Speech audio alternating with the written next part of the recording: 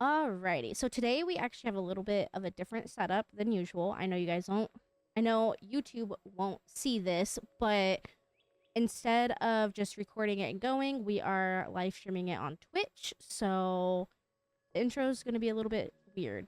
But anyway, as always, I'm Elvish. Hello. I'm Aqua. And we are discussing the middle point of A Court of Mist and Fury, Aquamath for short, as you know. There is so much to discuss. I know we're only doing chapter 18 through 45, but there is so much to unpack here. It is absolutely bonkers. Yes, there's a lot to go through. And for those of you who are brand new, this is the Night Core narrative. Ayo, tis us. Hey. Yes, we will be, you can find us on YouTube and now on Twitch. Yeah. Yeah. Yeah. Well, I mean, pretty much, yeah. Pretty much. Yeah, pretty much, yeah. Just let you know we're professionals here, okay? Don't worry Am about I? it. We're fine. Am I fine. professional? It's fine. Yes. It's whatever. Yeah? Yeah, definitely. Oh my goodness. You're a professional podcaster, streamer. I'm professionally cringe. It works out perfectly. All of it. Yeah, all of it. But yeah, so there is, if I may start, there is something that we failed to mention in the last episode, and it forever breaks my heart. It's fine. It's fine. I'll just be dramatic later. But it's okay. I did the dramatic gas for you, so there you go. Sound clip. For you too. Not the sound. Okay. Well, let's go back. I think we're going back like maybe a chapter or two. Quite literally, when Feyre meets the inner circle, I don't know if you caught this because the first time reading it, I did not. So I'm not sure if you caught it the second time too. When Feyre meets the inner circle, she obviously meets Cassian, Azriel, Morgan, and Amryn. When Amryn walks in... Needed a moment after hearing Amryn. Mommy? Oof. All right. Literally, when Amryn walks in... Oh, I have goosebumps. I don't know if you caught this, but when Amryn walks in, she sniffs the air, looks right at Rhysand, and all Rhysand does is nods. And then Feyre even makes a comment, like in her head, like, whatever that meant. Did you catch that? Did she really? Yeah. So Amryn could smell the mating bond on Feyre. And so, like, she, like, looked at Rhysand, as in, like, what the hell? And then Rhysand quite literally just looked at Amryn and shook his head. And so Feyre was like, okay, like, hello? Like, crazy. My eyes are squinted right now, and I'm just like, I'm trying to remember it back. You know, like that meme where it's that blonde lady with the short hair with all the math? Yeah, with all the math. That's me right now. Yes.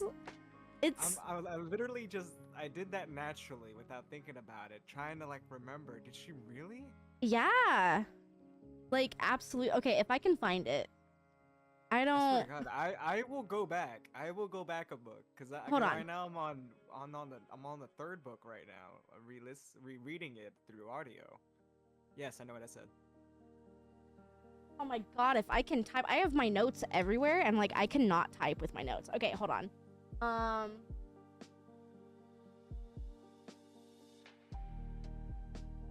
Alright, let me see.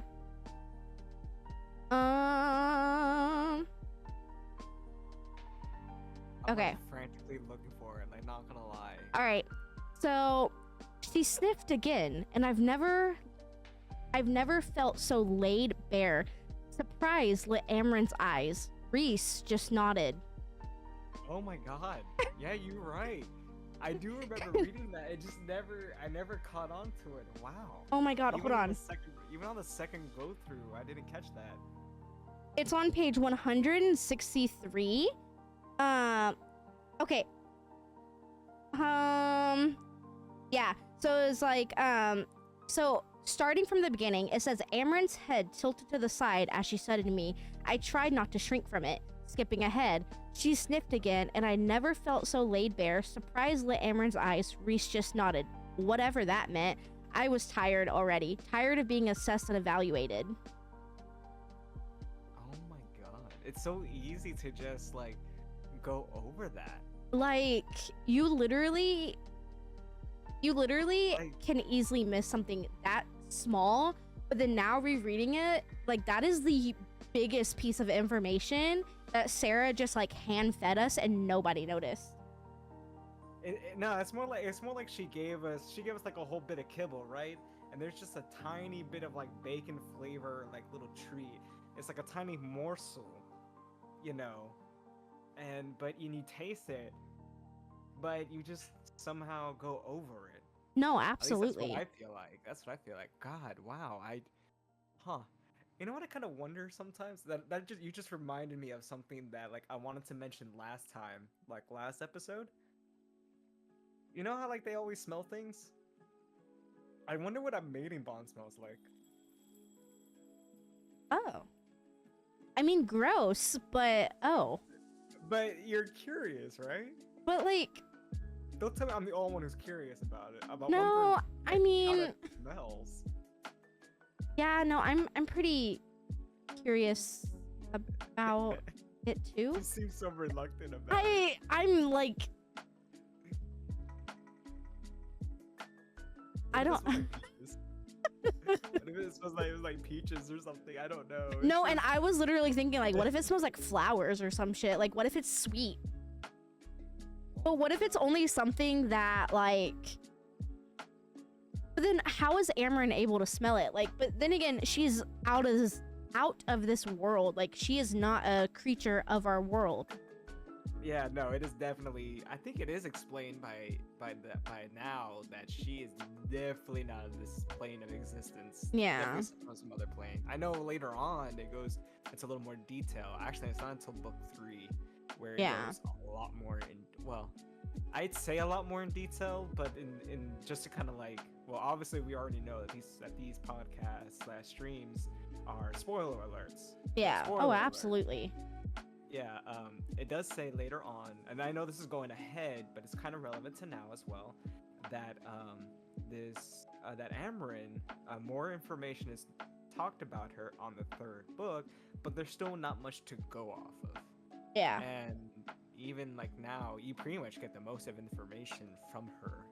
You know, at this point, you just get like I'd say like a good 50 to 65% of it, but then you get all the juicier details, the more I guess detailed details, if that makes sense, like more detailed details about her. Details? Yes, more detailed details.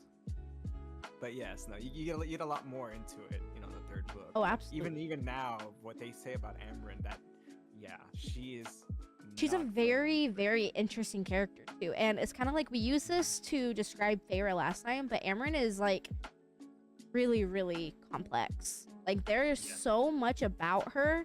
Even, I mean, spoiler to the end of the next book, when she comes out of the cauldron, it just raises a billion more questions that I don't feel like anyone has answers to, and I don't think it actually ever fully talked about it. It kind of just like swept it under the rug.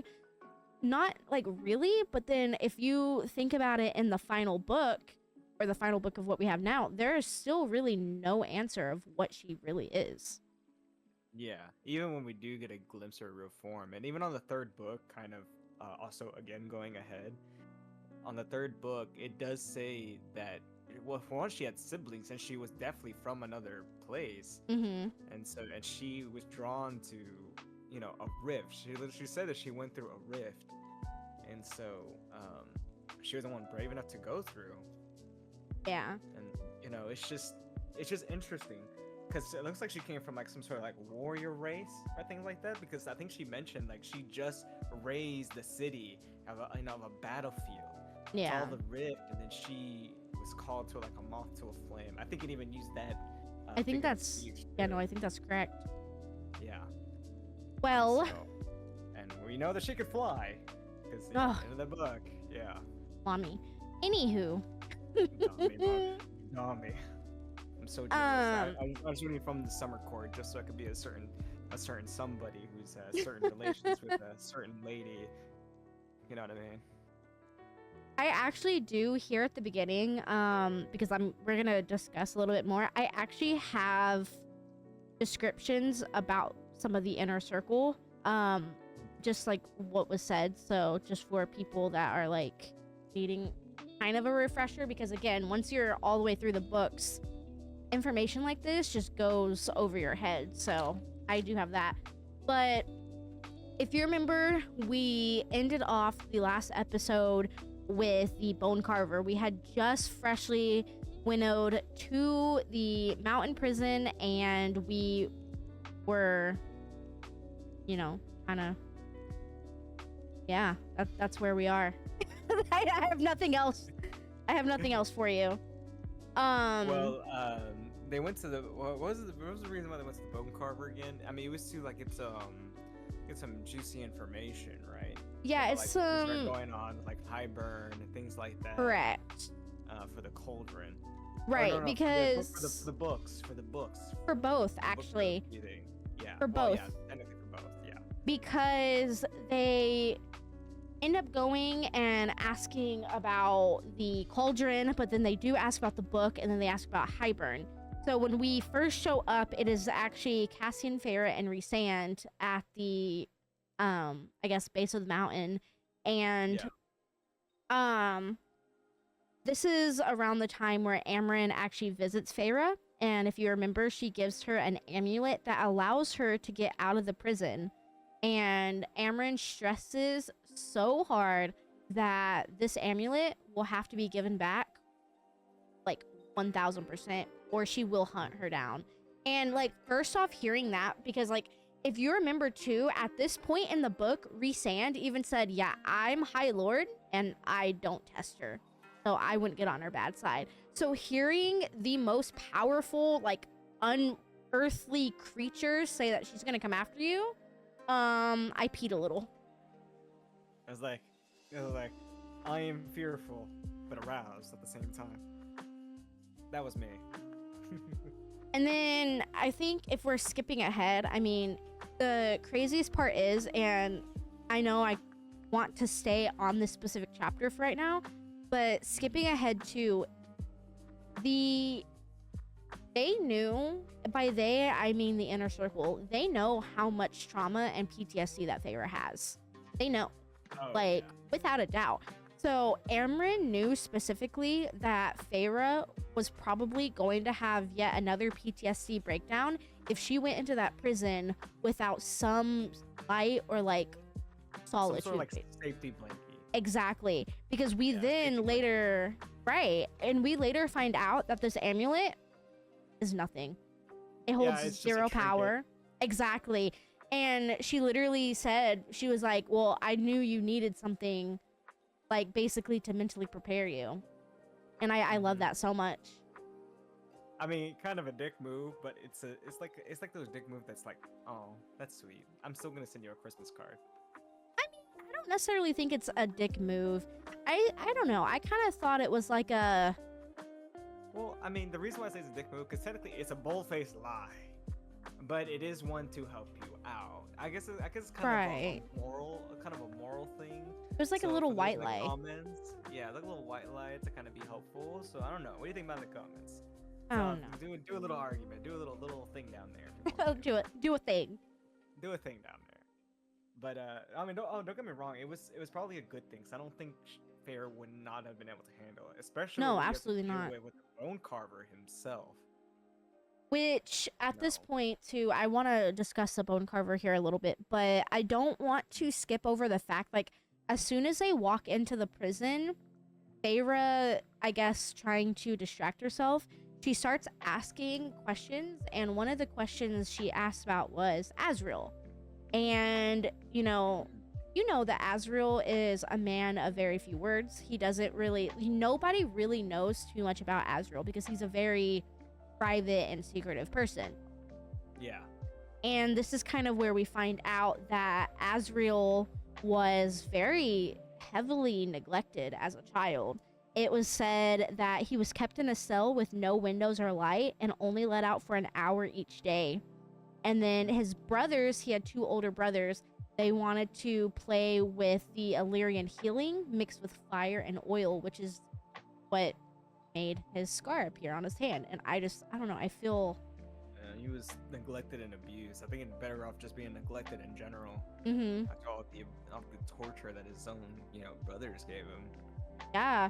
And it's really hard too, because the part that really upsets me the most is, like, it says they were punished eventually. So nobody gave a shit enough to even punish them outright, because Azrael is a bastard. I mean, it was said that Azrael and Cassian were born bastards, so they didn't care enough to reprimand anyone hurting him. And it's very upsetting. And it's not just a little while later. I think they said it was years later. I think so, yeah. Yeah, I think it was years later. I know that at some point, some retribution was paid, and it definitely took years to happen. Yeah. But I'm pretty sure it was because for Cassian, eventually he just rose to the ranks, and his position as general of the Night Court army. Mm-hmm. He still gets some flack even after being the freaking general. Oh, He still gets absolutely. flack about it. But at the same time, if he were to start, flexing his, his power and muscles, it wouldn't matter in the end, anyways, because everyone knows that regardless, he gonna kick your ass no matter. I mean, what. he is a shadow singer for a reason, huh? Well, that's Az. Something like for Cassian. But Oh, I was Az, talking about too. Azrael, yeah. Yeah, I mean, technically, Even Cassian. No, absolutely. Cassian is strong in his own right. I mean, both, because another thing about the warriors is that they both carry siphons with matching colors of the personality, as being a cool blue and Cassian being a passionate red. At least that's how I like to see it. Yeah. And regardless if it's Cassian or Azrael, the moment they start flexing their power, people are like, okay, I'm gonna shut up now. Right, but whenever they're just being calm, cool, and collected, everyone wants to talk so much shit about them and, like, curse their name, curse everything about them, but they are... Exactly, and they are the sole reason why everyone has been safe for the 50 years that Rhysand was under the mountain. But then, at the same time, we learn a little bit about Morgan, and we learn a little bit about Amren. Morgan, not so much as Amren, but we do find out that Morgan is the court overseer. She looks over the dynamics between the Court of Nightmares and the Court of Dreams. She runs both Valeris and Hewn City. Hewn City being the Court of Nightmares, and Valeris obviously be the Court of Dreams. Or Court of Dreams, yeah. And it was said in there that she would be considered a queen in the human realm. So I believe that. I thought that was very interesting. And then we skip over to Amren. She is the right-hand man to Rhysand, the political advisor, a walking library, and doer of all dirty work.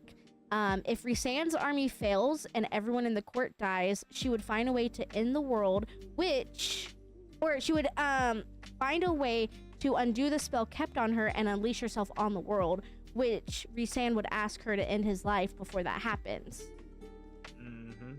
So that already kind of So basically, she's a walking nuke. Exactly. Yeah. She's like a human-sized Psyduck. Pretty much. And what's funny is that it's even explained a few times throughout the book of how everyone towers over her. So not only is she a powerhouse, but she's tiny. Like, what is she? She's like 4'11 to 5'2", yeah? I say more like 5'2", maybe 5'4", because most of the other guys are very tall, and I think even Feyre is kind of tallish too. Which I don't know if we keep forgetting that when Feyre becomes Fae is when she's like the age of like 19. Oh yeah, absolutely. Like 19 or 20. Because we first met Tam when she was around 19, and then she spent like almost a year there or something like that until she died. Oh my god. She's like 20. Yeah, Amren is 4'7", by the way. Is she really? She is 4'7", so I am taller than her by 2 inches, and that says a lot. I'm definitely taller than her, almost by a whole foot. Yeah, no, like she is tiny. Like that is I, s- so I still hit terrifying. that. I still hit that. I'm just saying. Still best waifu. Not And you get a Amarantha. small package. No, God. I had to go back to that YouTube video, and I made sure to put the correct thing this time. I can't believe I said Amber. I wanted to die. Oh my God. Oh my goodness. No, Amarin. But yeah, whenever they enter the prison, Feyre even goes a little bit farther because at this point, like I said, Rhysand and Cassian are now discussing a little bit about like who the inner court is. So Feyre then asks how long Amarin has been there. I guess maybe saying like spring court, night court. And they both have no idea. It mentions that she was there before the courts were even formed, when it was in prison for at least a few millennia. Yeah, so she. Oh, that makes sense. My notes make sense now. There meaning the prison, dumbass. Yeah. Well, yeah, I mean, yeah, they're in the prison. But Yeah. Yeah, Amber was in the prison for a long A time. few millennia. That's a few days at most. Oh my god. You know, after a couple million years. Oh, after a few million years, yeah. She's like, oh, I was in there for like 2 days. It was like 4 million years. Oh, it wasn't that big of a deal. Just a vacation, a short vacation, you know. Oh my god. It was then mentioned. Oh, I had to sneeze. Oh, Bless you. thanks. It was then Here's mentioned. the sound effect. Achoo. Sound effect. I know I Achoo. muted it. Don't mute it. We need the raw details. Negative, Ghost Rider. I'm trying, guys. I'm trying. This is actually. Okay, well, there you go. There's my cough. There we go. This is actually what you were talking about before we started this. Ooh. There were mentions when the world was born, there were rips in the fabric of the realms, allowing creatures to slip into their world, leaving them trapped when the rips closed. Therefore, Amarin was one of the said creatures, which also points the fingers at, like, it says creatures, plural. Yeah. And There- as we know throughout the book, there are multiple people who say that. Yeah. They're not from there. So I'm wondering if Favorite Bryaxis... Do we think Bryaxis is... I mean, not necessarily the same as Amarin, but do we think Bryaxis is... kind of the same? Oh, most definitely. I was actually... I was actually about to say that too. That's what I was gonna say. A certain somebody's favorite creature, nudge, nudge, hint, hint. I am almost 99% certain that Bryaxis is definitely none of this world. We know that the Bone Carver is none of this world. We know that his siblings are also none of this world. Right. Which is the hag. What was her name? I just remembered her name. The Weaver?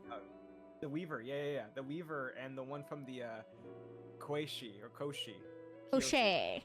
Crochet, yeah, Crochet. We'll get there eventually. Avatar. One of those. Eventually I would hit it. We'll get there. It's fine. We'll get there.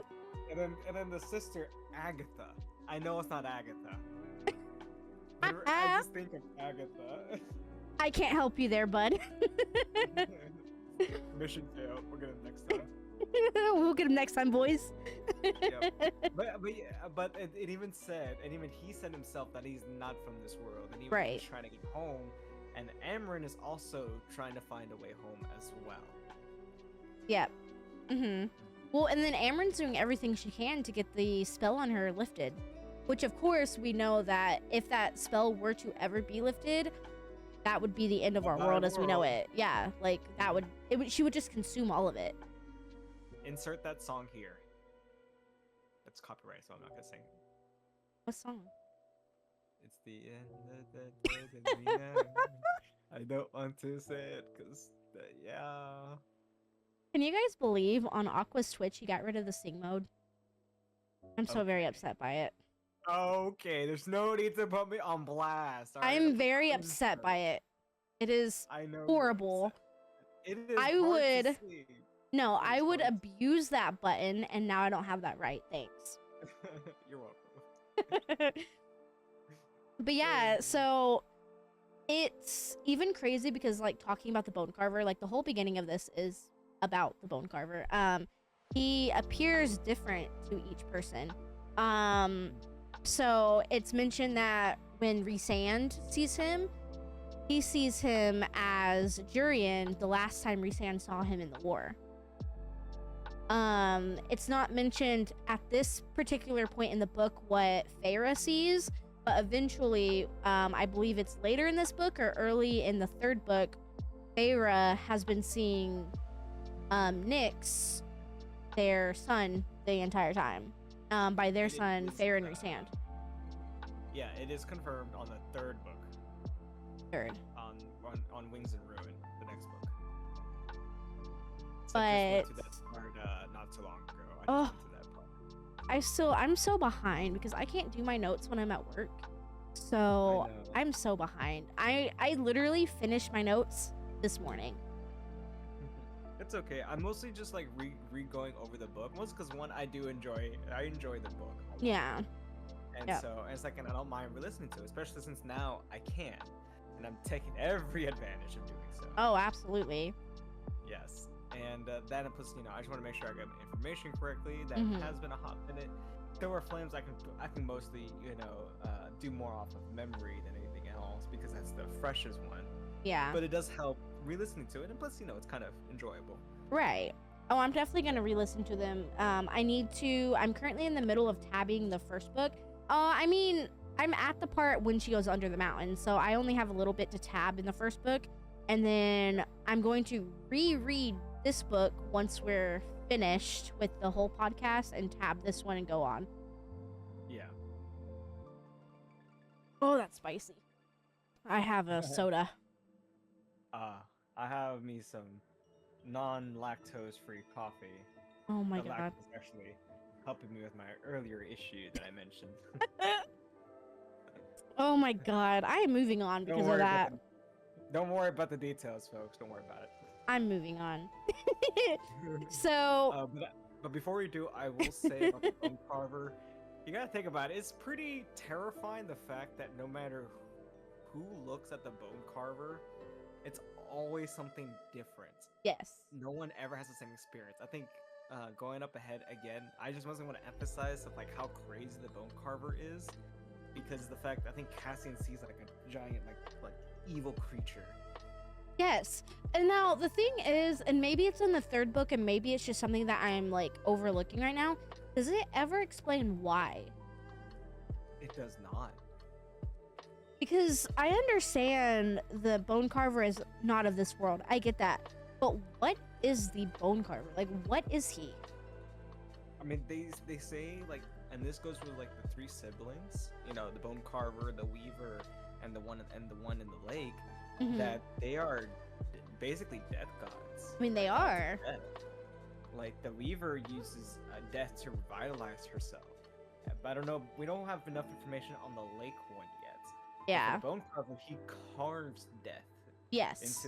Into the bones, but like he just uses the bones as a medium of writing, or like to write on. Basically, uses the bones like paper, and his carving, is his pencil, and he carves the death of the people through the bones. He even mentioned that whenever they leave, I mean, I know we're jumping ahead a little bit. He even says that he's going to carve Feyre's death into the bone that Rhysand gives him, which we'll discuss in a minute. Yeah. It's a calf bone. Yes, it comes from the worm that she fought and defeated under the mountain. Yeah. Which is absolutely bonkers to me, but it's fine. Oh, it's just a calf bone of a big ass worm. Big ass bone for a big ass lake. If you know the meme, you know.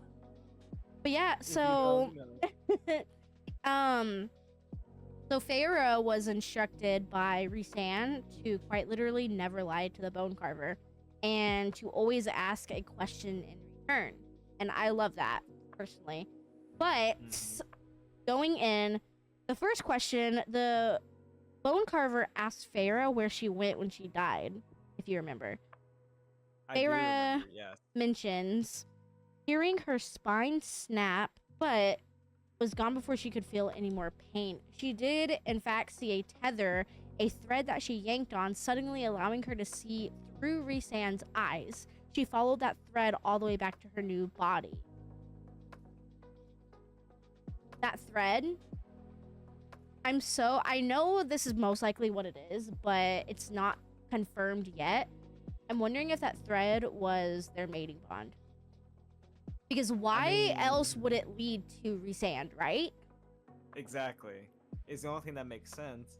And I mean, if you want, I technically could spoil it, because I also just went through that part on the next book. Well, yeah, I mean, I know it's like mentioned in the next book, but like never in this book. It's no, it is not. Right. So she literally saw like her dead body inside of Tamlin's arms, with Rhysand just like over there like dying because like he just watched his mate die. Just like it's nonchalant, just like it's fine. She basically went from first person view into third person view. Yeah. Basically. Which I think that's kind of crazy, not gonna lie. Yeah. That was pretty trippy. When I first read through it, it took me a second to realize what was happening, and that we were looking through it through Rhysand's eyes, and it's like it's Feyre's perspective, but looking at his eyes. Yeah. I had to take a second for me to get the words out. Well, I mean, it's trippy. It tripped me out. Yeah, it tripped me out the first time. Then going against it again, it tripped me out for 2 seconds. I was like, oh wait, that's right. This is her point of view. Yeah. But through his eyes, because of her connection with him. Yeah. It just makes even more sense. Even going back to it, it's just like that makes sense. It's crazy how much like symbolism, I want to say, Sarah J. Maas puts in like the earlier books. Like there's so much to unpack here that it's not even funny. Yeah, definitely reading it a second time or listening it a second time, you definitely catch a lot more. Oh, absolutely. And certain hidden details, like that you easily, like we mentioned earlier, you could easily miss. She gives us a tiny little piece of bacon in our food, and we just simply overlook it. Get that little taste, and then we're done, and not really pay attention to it. I can't. Like, I literally can't. Like, this part of the book is like my absolute favorite. Well, it's my favorite part of this book, I should say. My favorite book is the third one, but whatever, we'll get there. We'll get there when we get there. But then, yeah, so at this point, the bone carver starts talking about the cauldron, which at this point, we know nothing about the cauldron. We know that the cauldron is what makes up Prythian, but other than that, we know fuck all. So we then learn that a long time before the High Fae, there was a cauldron. All magic was contained within, which thus Prythian was obviously born. The cauldron ended up falling into the wrong hands and was used for terrible things, but then was stolen back. He also mentioned that it couldn't be destroyed, so they just hid it. Only the cauldron has the power to reforge something dead. Mentions 3 feet of the cauldron was sawed off to try and disrupt some of its power, and all 3 feet, like the base part, they were hidden in different temples. Which, don't ask me to name those because they have... Ithaca is one of them. Sengrava, maybe, and maybe Caesar. I'm not sure. That last one is very incorrect, but... I think it's like Cerse. It's Cesere.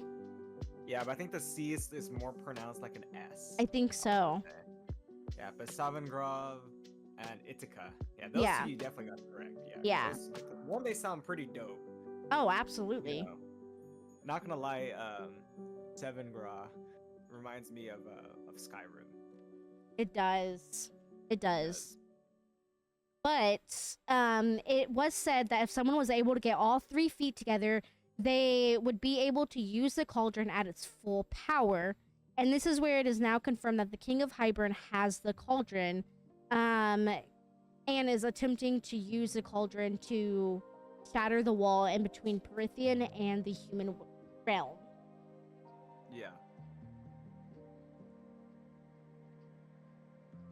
So, like, that's already just like that enough. I think that's maybe like a whole chapter there alone.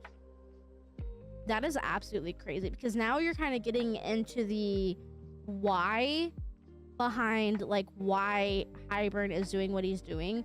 Not necessarily too much, but we know that the cauldron is the main source of power and literally the sole being of Prythian, but it never explains it until now to what extent. Yeah. I think it did mention that. I don't know if it's like shortly after that explanation or a little bit later, but it is technically like the fabric of reality. Like it's a tether to reality for them.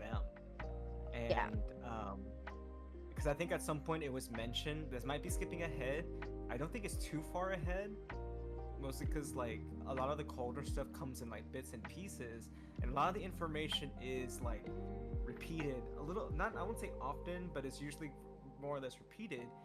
But if the cauldron breaks, then everything just unravels. Yeah. And so I it's think not like everything just break fails the to like cauldron. Yeah, exactly. Yeah. And so they have to use Feet Finder and get the feet. Yeah. But that didn't work out so well, as we all know. And then this is too where we find out about the book that you mentioned earlier. It says when the cauldron was made, the last of the molten ore was used to forge a book called the Book of Breathings. After the war, the book was split into 2. One piece to the Fae and the second to the 6 mortal queens.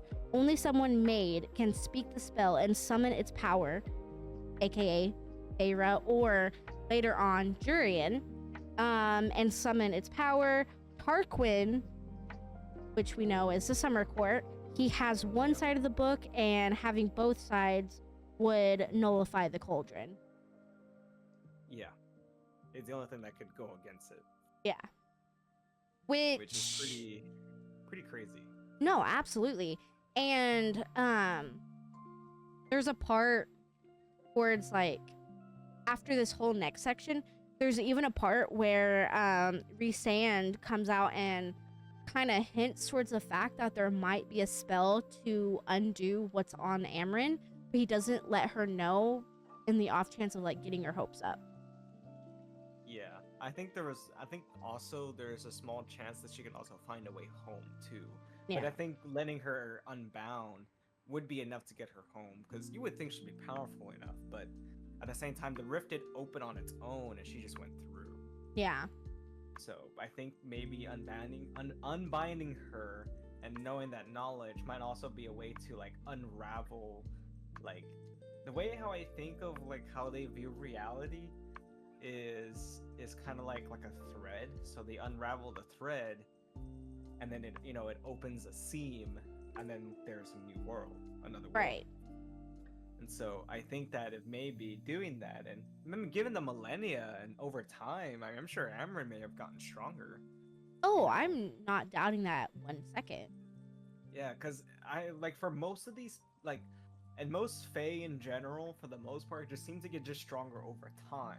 They get more cunning, they get wiser, things like that. That's one thing, but I think maybe their power grows. And now that after Amarantha, and most of their power is no longer being bound, although that's more for the High Lords and for Amren. Yeah. But I think maybe with all the magic going out, that she too is like absorbing the magic, because the magic is almost like the way I see it's like a mist in the air, like an invisible mist. You know what I mean? Yeah. Because it did mention on the first book, which I really like how the way they explained it, is that when Feyre, when she was human, when there was magic, it was like the scent of flowers or something. I think so, yeah. So I would assume like now that with all the High Lords' magic is back, you know, because Amarantha is now DED, you know, head tilted, gone, dead, unalived, no longer has healthcare. Um, the magic, you know, from the High Lords are now being thrown out into the air. And the reason why I say that is going again back on the first book. I can't remember if it's just a spring courts thing, but they did like rituals, Calame. Yes. And so, you know, they would do a rite, and that would, in its ways, a symbolism of magic being in the air, you know, and it's an ancient thing. So I'm thinking that if it's not like just a symbolistic thing, but also a legitimate thing, I would, you know, it's be safe to assume that Amarin, you know, creatures from other worlds, which she is one, she is from another world, we all know this, that there's a good chance she can absorb that magic. Right. And get stronger, which does go back yet again. It's like a long as walk is what I'm doing right now, just a whole big old circle. But it just goes along with like the Book of Breathings, you know, get her unbound, get her strong enough, or at least get her the ability to have a chance to go back home. Yeah. Which, can you imagine, like, unravel that thing and you just go into a world full of Amarins? I would love, I mean, side note, sorry, I would love kind of like after the end, because it's basically said that there's a chance that the next book is either going to be Nesta again, or it's going to skip and be Elaine. Either way, whatever the point, I would love at the very end of the series if she would come out with a surprise like prequel or something, and it's all about Amarin and Amarin's like upcomings and like her in the prison, and like I would love that. I know we would never get that, but I would love that so much. So great. Shoot, I'll even get like I can't get the words out. You get so excited when Amarin's mentioned. Yes, shut up, leave me alone. I'm not a fanboy. The tail is wagging so fast. That's my leg, but tomato potato. Anyways, but no, I would go as far to say that I would enjoy a book of mainly just Amarin doing the stuff in between the scenes, like more of Amarin and Az in between scenes, because Az does quite a bit. Oh yeah. The scenes. And I would love to get more insight of that. And the same time with Amarin, I mean, sure, she's more of just like, as mentioned a lot, that she's like a dragon, which that's another thing I kind of want to get to also, because now that we're finally here, I can start getting to some of my Amarin stuff and some of the other stuff about her. Now that we're finally here, honestly, I can go almost 2 hours talking about it. Right? Everyone, just grab a drink, grab some popcorn, sit back. We're gonna go on a 2-hour Amarin tangent. I'm pulling out my billboard, okay, full of pins and strings. But no, going back to Amarin, like I'm sure there's a lot that she does behind the scenes. Yes. Oh, absolutely. And even if she's so powerful to where she doesn't even need to do much, that alone speaks miles. It says a lot. That she doesn't even need to do much to begin with to be, you know, like, it's like being around her alone is a protective field within itself.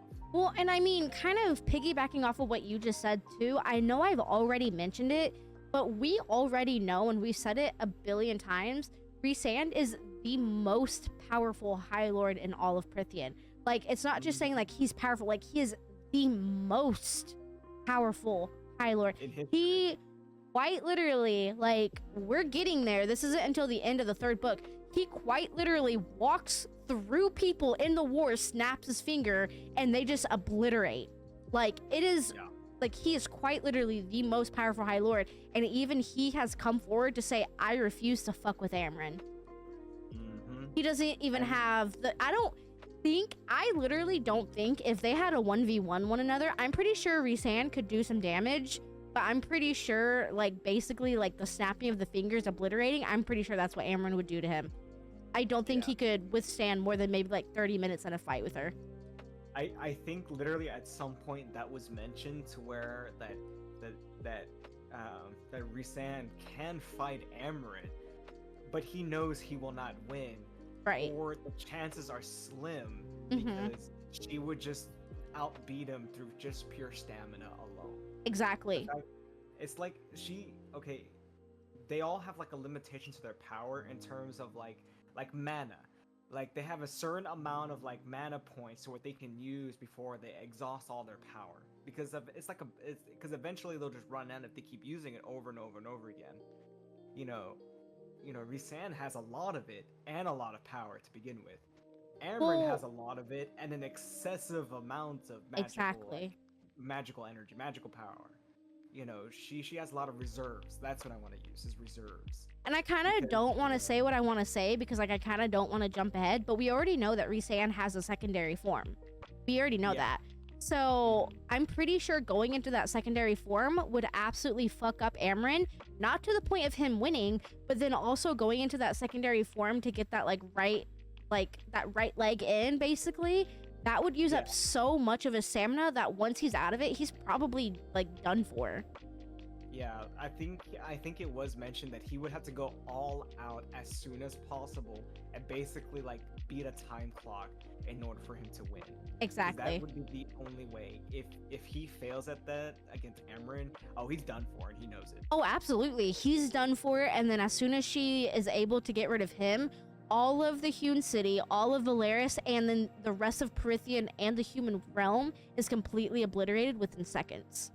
Oh, and the rest of the continent too, because within seconds. He said release the world. Release her to the world. Yeah. Within seconds. It would basically be like every space movie you've ever seen where the sun explodes. That would literally be our world. That's Amber. Literally. That's so scary. Which, speaking of sun, can we just gloss over the fact that they just mentioned dragons? Well, they said she's like a dragon who hoards her treasure chest as describing her personality, and it makes me wonder. Did they have dragons?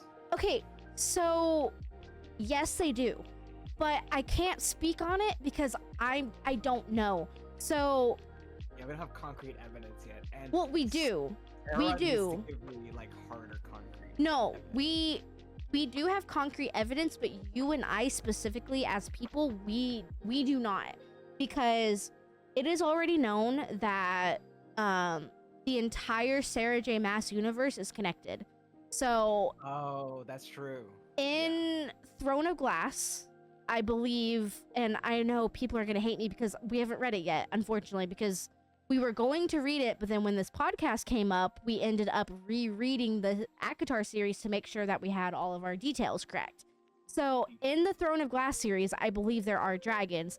In the Throne of Glass series, it also mentions, some people in the Throne of Glass series know Rhysand, and they even mention Feyre. They mention her as Cursebreaker. And then even going into, I don't know if it's Crescent City or I don't know if it's Throne of Glass, but we meet one of Rhysand's best friends. So, and it starts talking about, and again, I don't know specifics because we haven't been there yet, but a lot of the things that are not tied up at the end here in ACOTAR, they tie it either in Throne of Glass or Crescent City. Okay. So technically in this Sarah J. Maas world, there is dragons. Correct. But as far as ACOTAR is concerned, there is no concrete evidence. Right. So as we know at this you and I specifically, Aqua Elvish, as we know specifically, we have no idea. But as we know, because I'm really big into fan art and I'm really big into the Sarah J. Maas universe, I know spoilers where I shouldn't. And I know spoilers, but I don't know what these spoilers are. So once it comes up in the book, I'm gonna be like, oh shit, well, I knew this fucking a year and a half ago. Fuck me. But right now, I don't know where to put said spoiler because I don't know what that spoiler is. Exactly. You haven't gotten there yet. Yeah. So, you just know it happens at some point. You just not there yet. So whenever we do, and I know we'll be doing the podcast after the books, once we finish the book, we'll actually be doing it after each of them. So they would be spread out. But once it gets there, we're going to look back at this and we're going to be like, oh my God. Sarah, let us eat. I know. God dang. Give us a moment. Jeez. Like, You made breakfast before we finished dinner. right? And it's still the same Like, day. like, holy shit. Like, stop, No, that's great. It's great. pause. It's great. So at least we know, like, at least we know that, well, at least I know and I'm letting you know, there is more information coming out in the next book series. And I think the thing that is absolutely crazier too, we're going on a side tangent here, I'm so sorry. So the craziest thing is the Throne of Glass series was written and published first before ACOTAR. Oh. So in the publication, I guess, era, whatever, it was Throne of Glass, ACOTAR, Crescent City. I think Crescent City, I think they were like staggered. So don't quote me on this because I'm just giving you a number. So like if Aquamath came out, Crescent City came out, and then AquaWar came out, right? It's something like that, like where they were staggered. But they're all connected in the long run. Yeah, they're all in the same universe. Right. So, for example, if we have questions about Crochet here, Crochet could easily be in Throne of Glass and all of it's mentioned there, if that makes sense. Yeah, no, that makes sense. So, we don't know yet. But, I mean, people who have read it know. But you and I specifically, we don't know yet. Yeah. I know, I definitely don't. But... because the only thing I've read from Sarah J. Maas is just the ACOTAR series. Yeah. I read a little bit into Assassin's Blade, but once we started talking about doing this podcast one episode after another, I stopped because I know that they bleed into one another and I didn't want information where it wasn't needed, if that makes sense. Because hey, we're on book 2 of ACOTAR. In the third book of, you know what I mean? Like, I didn't want to do that. So yeah, it'll be an accidental bleeding of information that may have nothing to do with each other. Right. And I know other podcasts do that too, where they're like, oh, well, in chapter 18 of Aquamath, if you remember, they said blah, blah, blah. But if you tie it into the 7th book of Throne of Glass, and that is a really cool, like, episode thing that they're doing, yeah. But when we finally get there, we'll be able to do that. And I feel like we'll have our moment. So it's fine. Our eureka moment. Yeah. So that brings me, because I know we want to talk about Amaran a little bit more. So is it cool to put a pin in that or not quite? I mean, I guess. No, I'm kidding. Yeah, Fine. That's fine. If you guess. It's fine. It's perfectly fine. Gosh. So we are finally at one of my personal favorite parts of Aquamath. And I don't want to keep saying if you know, you know, but like if you know, when I quite literally tell you these 2 very specific chapters, I think it's chapter 20 and 21. These 2 specific chapters have so much anxiety packed into them. First of all, when I first read the book, like I'm talking about when we first read the book like a year ago. Is this what I think it is? Yes, absolutely. Ah. When we first read the book like a year ago, I was listening to the audiobook because it was already like midnight, 1 a.m. I was off of work the next day. My boyfriend was already in bed because he had to work the next day. So the light was off. I couldn't read my book, so I put in the audiobook. When I tell you I was gripping the sheets so goddamn tight, I basically nearly pulled them out from under him. I am so sorry. But holy shit, the anxiety that these 2 fucking chapters gave, it's insane. Like, oh my god. Even listening to it again, I felt oh my god.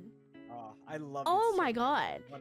One of my favorite parts. And literally, this second time, I didn't listen to the audiobook. I was actually reading it, and the chills that I have right now talking about it, I can't. So, we are finally discussing the Weaver. Oh my god. Oh. The Bone Carver's sister. My god. So. Oh my god. I can't. So, the reason we're here at the Weaver, just so everyone knows and to give context, Feyre mentions how once they are in the Summer Court, she can basically use Tarquin's power to see if the book speaks to her so that she can find said book. and steal it away from the summer court. So Rhysand wants to test her and mentions how he ended up losing something and the Weaver has it in her home, and only someone with his power can find said item. It is also mentioned, because I know the question is going to raise, it is mentioned, why can't Rhysand go there by himself? He is already known by the Weaver, so not allowed. And then it is also known that the High Lords of Prithian aren't allowed to cross paths. She is basically like, how do you say it? Like neutral territory? Yeah. In a way? Yeah. I almost said sacred. Not sacred. Protected? That's a weird kind of sacred. No, like protected. Like she's protected by like the Prithian law, I guess? I think it's not exactly protected by Prithian law. I think it's just secluded, you know, because the fact she domain, that's her domain.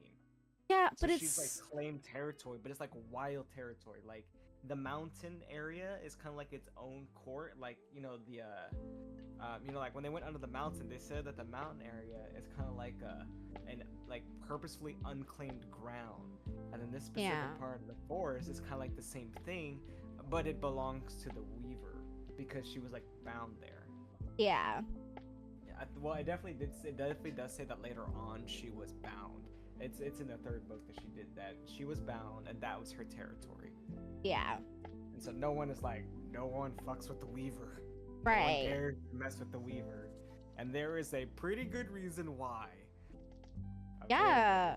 Because it's even known, like it's notated in the book that the Weaver is completely blind. But with that being said, all of her other senses are absolutely lethal. Yep. I don't think it's just blind. I don't even she has like no eyes. They're just sunken, like just sunk in space. Like there's just nothing there. Yeah, which is even creepier.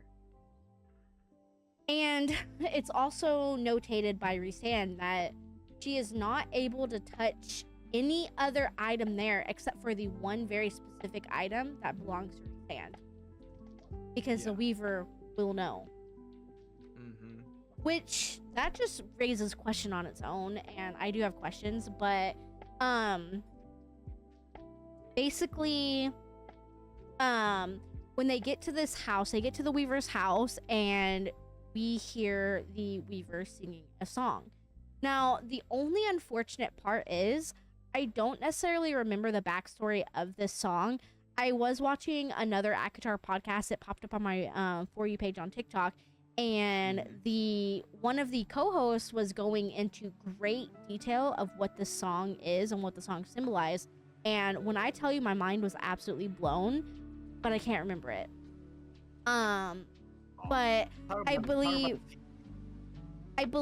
the song had to do about like 2 or 3 sisters. Like, please don't quote me on this because again, I don't remember. So I'm like I'm reaching for straws here. But it's like a song of like 2 or 3 sisters. They like go out and they look for something or whatever, and some of the sisters end up drowning or something of that nature, and then I think like 1 or 2 of the sisters end up dying, and it's a song about that. So if I can find it, I will send it to you, Aqua. Yeah, I would love to know more. It just reminds me of the Oregon Trail. Yeah, like it's absolutely crazy. And let me see if I can get their name, because I don't know even what their name is, to be honest with you, on like TikTok. But yeah, here it is. I found it. Did you find it? It's on TikTok. I liked the video because I wanted to discuss it, but I didn't write any notes on it because I wanted to give him credit too, because I know I haven't seen anyone else talk about it, but it's called Fantasy Fangirls Podcast. They talk about it. It says the song is about 2 sisters who are walking by a river. One pushes the other one in and watches her die. That sister's dead body floats down the river and finds a dam, and someone ends up making a viol out of her. I don't know, viol, and it is a stringed instrument. Yeah, I was about to say it's a string instrument. Like, Yeah. It's like a violin. It's like a violin. Right. It's a Okay. stringed instrument most commonly associated with a violin. Also, it is described like a harp-like instrument. Now, where else do we know of a fucking harp? Wait. I'm not sure if they're connected, but I'm just okay. Hold on. I'm over here trying to connect the dots. I'm doing the blonde girl with the math again. Right. So, Isn't there like a sacred item or something later on in one of the books? yes, with Nesta. Oh, this is Because if you silver. remember, there's a violin, a mask, or like a harp. Sorry, excuse me, a harp, a mask, and a third item. I think I don't remember. I can't remember at this. Third item. I think it's like a bowl or something, or cup. Yeah, but anyway, they ended up adding her tongue to the instrument, and it said that the like instrument itself told the person that made her body into the instrument, told her that her sister drowned her. Jesus. And apparently the Weaver's song is based off of a 17th century song called The Two Sisters. And apparently there's a third sister that is rarely mentioned, and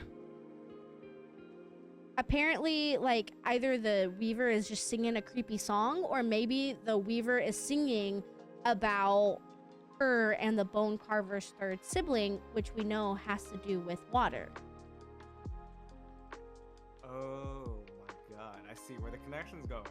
Correct.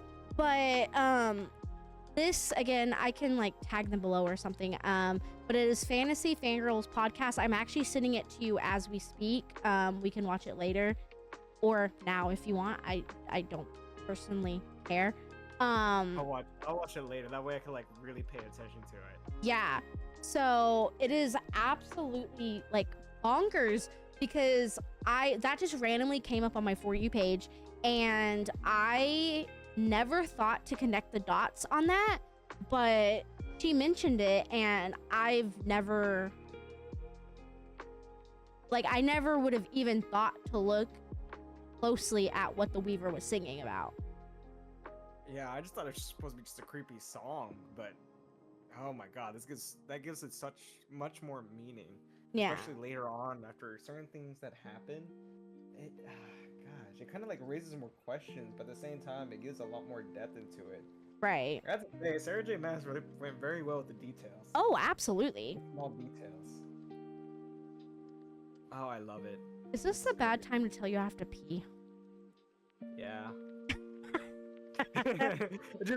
just no hesitation. Yeah. It's like I mentioned in the first episode, I have to pee every 5 seconds, and like if you actually come over to Twitch, twitch.tv Elvish Warriors, like I pee every 5 seconds. It is so bad. Well, if you need to go pee, then go pee. I'm gonna talk about once again my favorite topic. This Cameron? is now shower thoughts. Well, okay, my second favorite topic. Okay, we'll go into one of your shower thoughts. I have my headset on, so I'll hear you anyway. So just Okay. do that really quickly, yeah.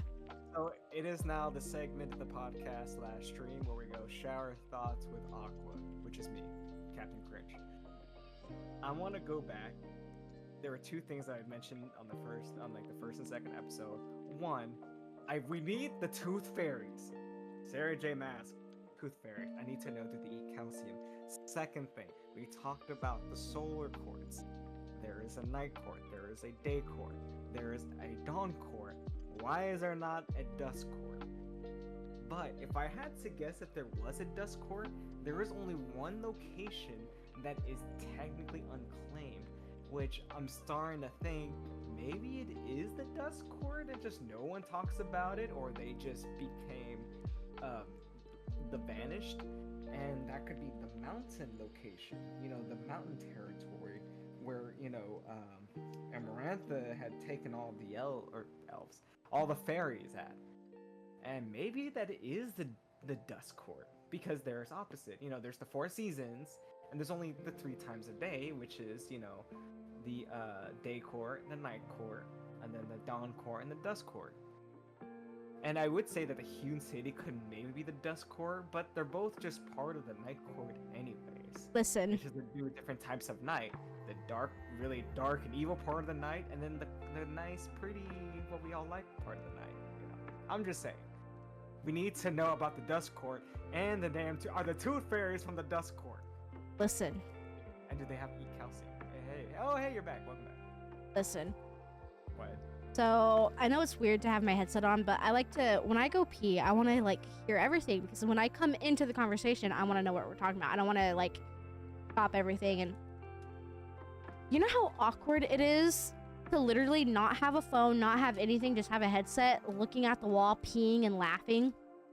Yeah, I do it all. I need to know if they eat calcium. Okay.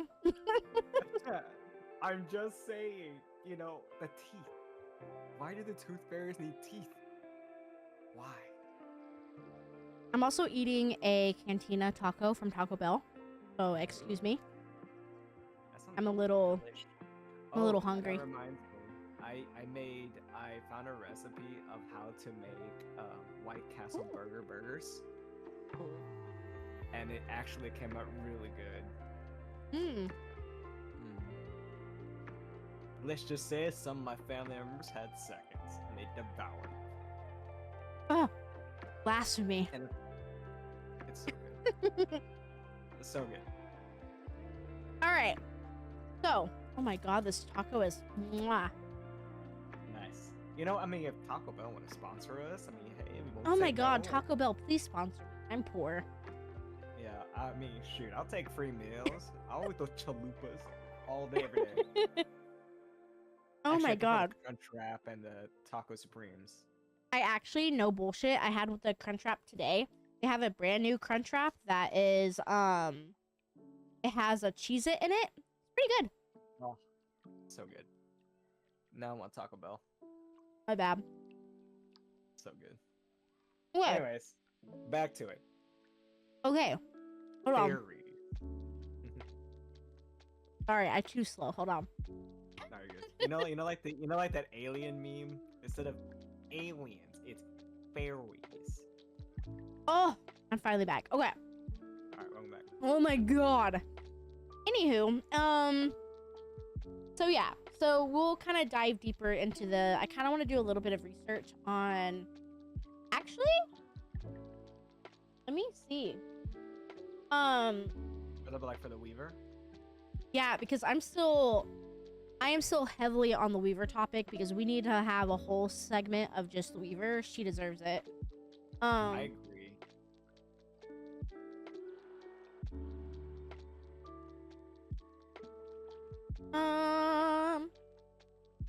You're still chewing, were you? No, I'm sorry. No, you're good. But no, she definitely deserves her own little spot, because there is quite a bit of details. But I think hers would do more benefit later on in the book, because then we could talk about more about these 3 beings. Yeah.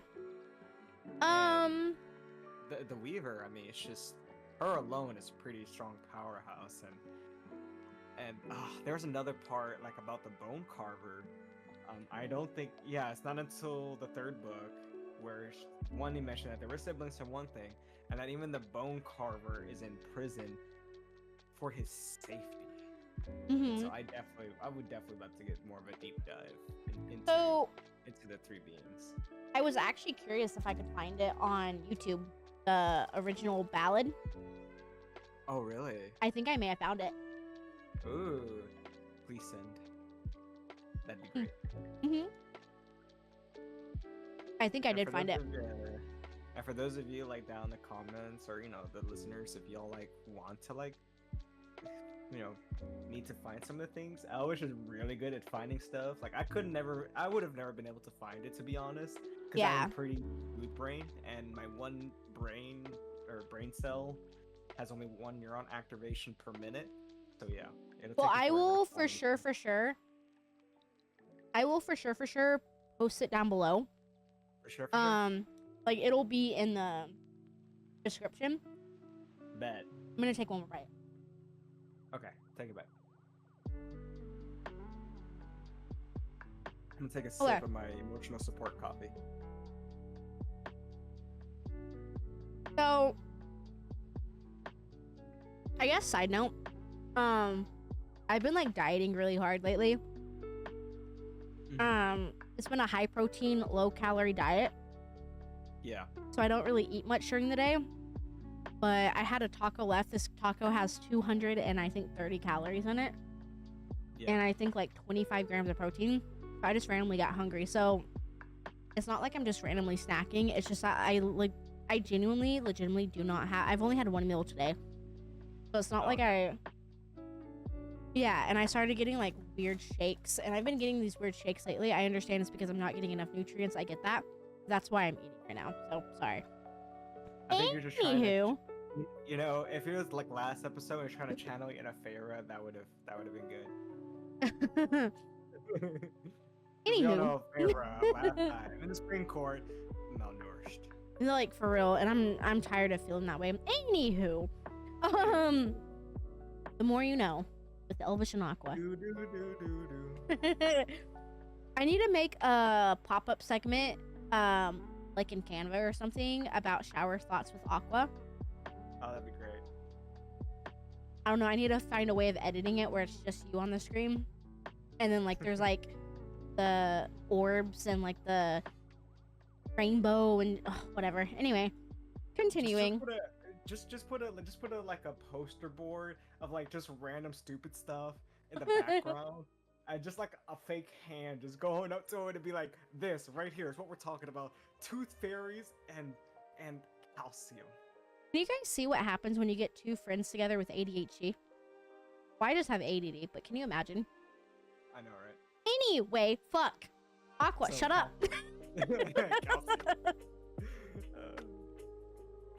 Oh my god.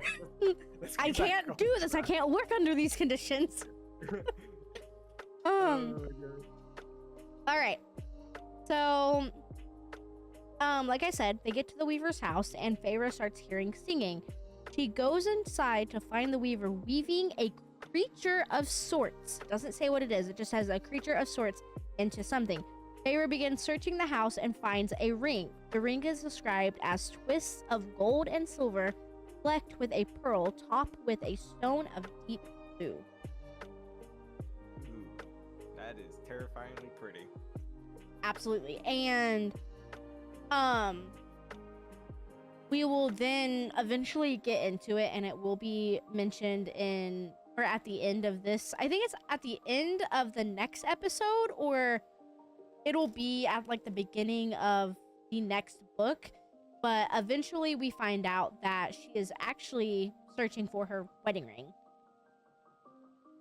Ah, yes. So if you are not there yet in the book, Bobby. Well, you are now. But we did warn you, there are spoilers up ahead. So in case you weren't sure, there are spoilers up ahead. But essentially, yes, that ring turns out to be her wedding ring. Mm-hmm. But the ring itself was actually Rhysand's Mother's ring. Mhm. Yeah. Well, and I don't have, you know me, you guys know, if you guys have been watching the past episodes, you know I'm a quote whore. You know this. I don't have the specific quote in front of me yet because I haven't read it and what we have specifically for today. But it's basically mentioned that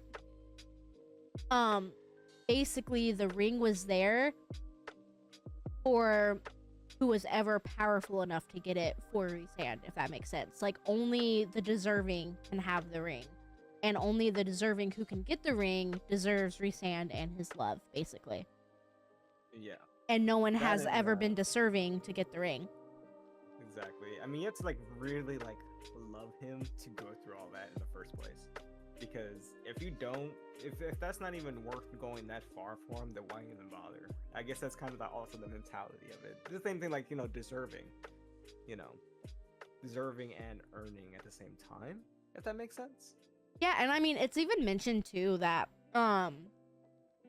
to love Rhysand also puts a massive target on your back, because no one is ever going to basically leave you alone. You're always going to be at war. You're always going to have someone against you. Like, something is always bound to happen. So if you are going to go to the lengths of falling in love with Rhysand, you know that you're basically constantly going to be on the run, basically. Yeah, and that's also because of like how the reputation of both Rhysand and the Night Court being all nightmares, because Valoris is hidden. It's still hidden. It's a secret throughout all the court. It's been a well-guarded secret for like what, 5,000 years? Yep. And there's a thing later on, like actually in a few chapters. I won't talk about it quite yet, I guess, but there is something that Amren actually says about Rhysand that I truly, absolutely adore with all my being. Ooh. But anyway, I went from a Pepsi to a liquid death, and the flatness changed, like going from carbonated to like tea. It was weird. It kind of hit weird. Anyway. Small tangent. It's fine. Anyway, so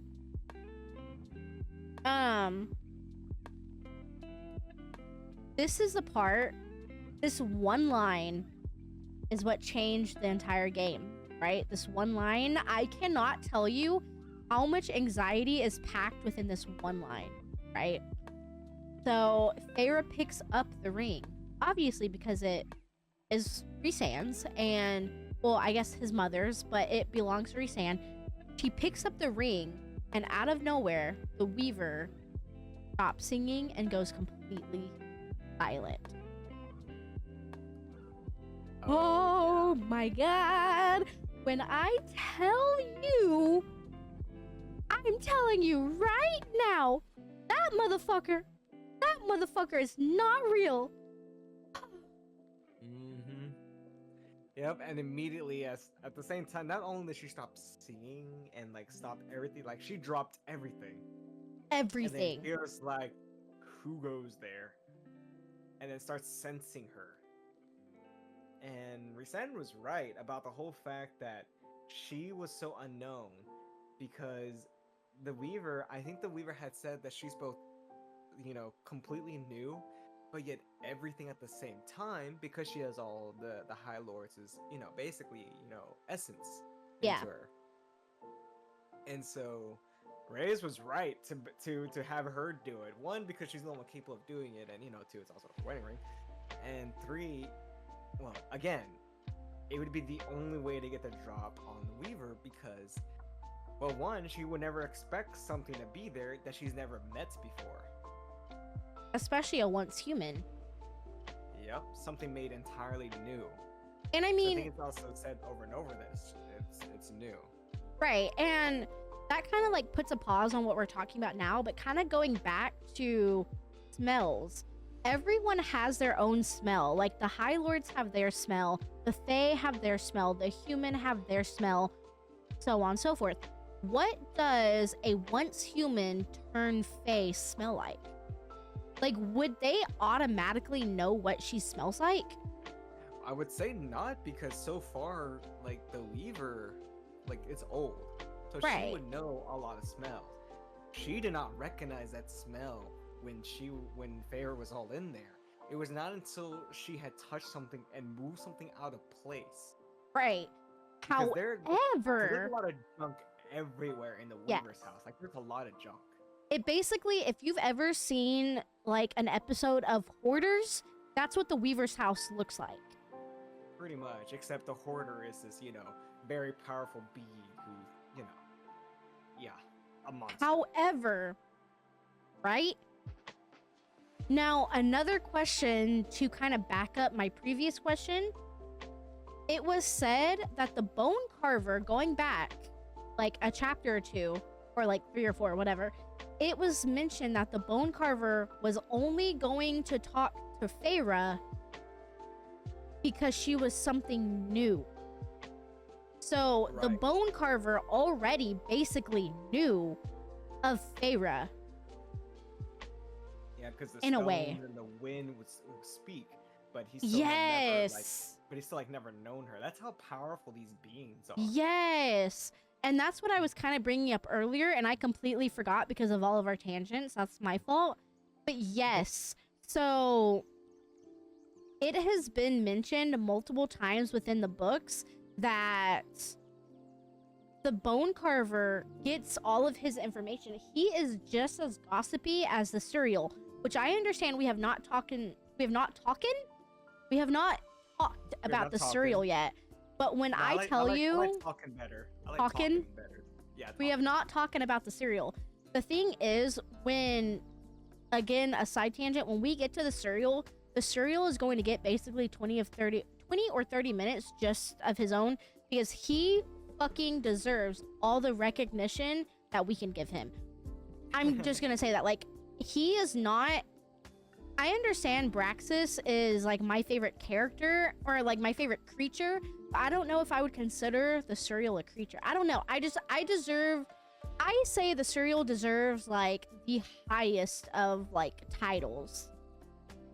So my baby boy is going to get everything he fucking deserves. He's gonna say his spot in the limelight. But why do you think that? Just so the audience can know. For what? And why the serial is the bestest boy. So sorry, my ADD already forgot what we were saying like 2 seconds ago. I was like, The wait, what? Sorial, the Sorial. Listen, I don't necessarily know if I want to answer your question quite yet. And that's not out of like disrespect or anything for the audience. That's not necessarily out of disrespect. It's just when the time, like, I feel like, oh my god, I'm like sweating right now. I feel like if you get me on the topic of the serial, I am not going to stop. Like, I'm just going to be completely real. Like, how you have the need and the itch to constantly talk about Amryn, that is my need with the serial, and I don't personally feel like I can stop if we talk about him. And I know he does not. He's already come up once. Yeah. In the first book, we never talked about him. However, oh god, when he comes up again, he doesn't come up until the next episode. And when he does come up in the next episode, we're going to talk about the first time he was mentioned and this time. And when I tell you, y'all aren't ready for my tangents. If you think you can't get if you think you're already having enough of me right now, no. This is nothing but a 10% of her power. Like, for real. Like, you're probably going to be like, well, that's enough Elvish for one day. Like, you have to take me in spurts. And that's enough. So basically, we're saying is that we're gonna have at least an hour segment on the serial. Just, and if you guys like, not like audience wise, but like, you know what happens. I'm not gonna cry. Stop. I'm not gonna cry in this episode. It doesn't happen yet. Pause. It doesn't happen yet. You got this. Hang in there. I'm not gonna cry. I'm like tearing up as we speak. You know what happens. I know. So. I know. Even I teared up, and given a description of like what he is terrifying. But even despite all that, I kind of forgot about how he looks, because it does mention in the first book like how gnarly he looks. I mean, homeboy ain't winning a beauty contest. I'm gonna tell you that now. He's winning a horror contest. But he is the best. He's a very good boy. You shut your mouth, you dirty whore. He is the cutest, most precious-est being in all of the whole entire world. He is bestest boy. No, what's cute is Tamlin's man bun. I'm just, not at all. Only not at all. Do not lie. Oh wait, yeah, you're right. It's just okay, fine. Lucian's man bun is what's, but Just Lucian as a whole is beautiful. that's true. Wow, But I'm not gonna cry yet. I'm so sad right now. I know. But when I'm trying, my point is that despite everything about him, you Yeah. know, like I was so sad for what happened to him. No, absolutely. Yeah. Like I was like, oh, Sarah, you jerk. Why? He was the one monster I loved. Like for real. And so I'm going to just say, I'm literally just gonna say, like, for what I want to do for the serial, I guess. Because I know it sucks because, like, okay, like, people, like, watching this, I mean, obviously, if we're an hour and a half into this, so if you're watching us, you obviously care. But for people watching this that probably don't care, like, I understand he's just a book character, and I understand that he's not, like, real or anything like that. But, like, what happened to the serial, like, actually really hit hard for me. And, like, I want to give him the time that he deserves. So I don't feel like talking about him yet is gonna do him justice. Like, I want to get to that part. I want to relive it. I've already relived it, but I want to relive it, and I want to basically get to that part. And in the next episode, I want to give him the time that he deserves because Oh yeah, no, oh, I I'm so sad. He definitely deserves his part because not only is one, he's such a good character, and Absolutely. everything about him is so helpful, especially to Feyre. Oh, absolutely. As- And as not just story plot, he was also just a very well written character. Despite how little he shows, he's well, for one, he's a very important plot device for one. Yep. But just the way, like how he was crafted and all that, it's just so good. To me, it's just so good. A simple character made fabulous. He's the Dobby. He's the Dobby. And like this is kind of a point going off of exactly what you just said. Like, you basically like hit the nail on the head. And I'm gonna say this next episode too.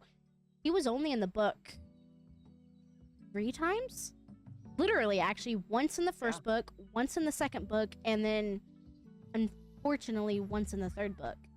Right? Last time on the third book. The last time in the third book. So he's only in the entire book series. And you have to realize right now, the series isn't over. We have 5 books. He's only in the book series 3 different times. And he already held that big of an impact. Ugh. Oh yeah. Well, I can't.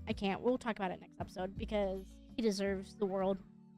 But the reason I brought the serial up though is because, like, the Bone Carver, White literally loves tea just as much as the serial does. Like, he always talks about how the wind and the air like whisper to him, and he gets all of his juicy tea from that, so he knows everything basically before the rest of Prithian does. And I find that absolutely crazy because there's so much knowledge that the Bone Carver has in his brain, and like he's basically kind of like Amryn, where he's like a walking encyclopedia basically. Yeah. But and Death God oh on top god, of that. no, absolutely, like the Bone Carver is so scary if you actually think about it. Yeah. But you know, if you think about it, we're still in the Weaver's house. It's crazy because now, like, the Weaver completely stops. She stops, you know, spinning. She stops singing. She just stops. And at this point, she even mentions basically something along the lines of, "Who are you? Why are you in my house?" You know? And Feyre attempts to run away, but at this point, the door slams shut, locking her inside. So now you have the fucking Weaver, which, as far as we know, Rhysand basically told her, like, she's lethal. Don't mess with her. Don't do this. Don't do that. Go in, get out. That's all you need. So you have this creature completely blindsiding Feyre, coming after her. And the part that is the craziest to me, and the part that I love the most, is Feyre then throws a candle at all of the yarn, all of the thread, and everything, causing a massive fire. I don't personally think the Weaver deserved that. My personal opinion. I think that's kind of messed up, and I really don't think, even if Feyre thought she was gonna die, I don't think the Weaver deserved that specifically.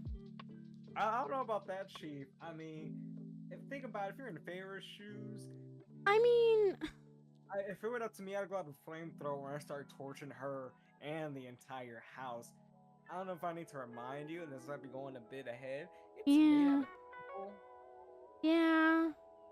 I mean, I don't. Just saying. I know. I really.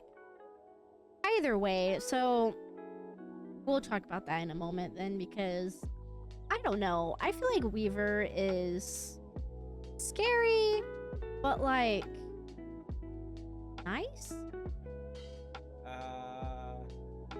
I don't know. I don't know. That's a hard one. She's, to be real with you, we don't really have much information on the Weaver at all, really. Yeah, even later on in the books, we don't get much out of her either. But I don't know.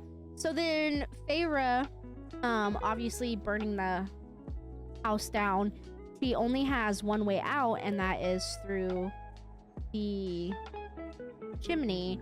And the thing that I love the most about this is, I mean, not reading it because of course, all the anxiety, but reading it, Feyre, unfortunately, and yet once again, starts having one of her PTSD breakdowns, and she is like within arm's reach of the Weaver, and she starts breaking down, and it's one of the very first times that she snaps out of her head and she realizes, I am high fae.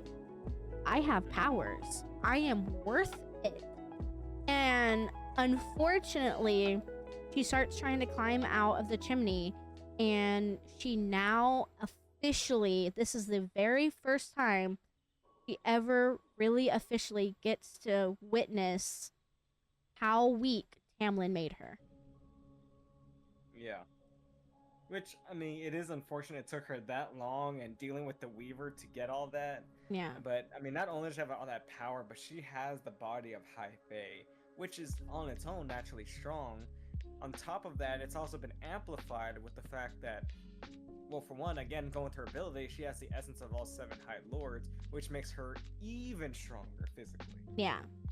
Because at this point in time, basically alluded in the other moments, even by Lucian and Tamlin, like her strength is still even more than usual.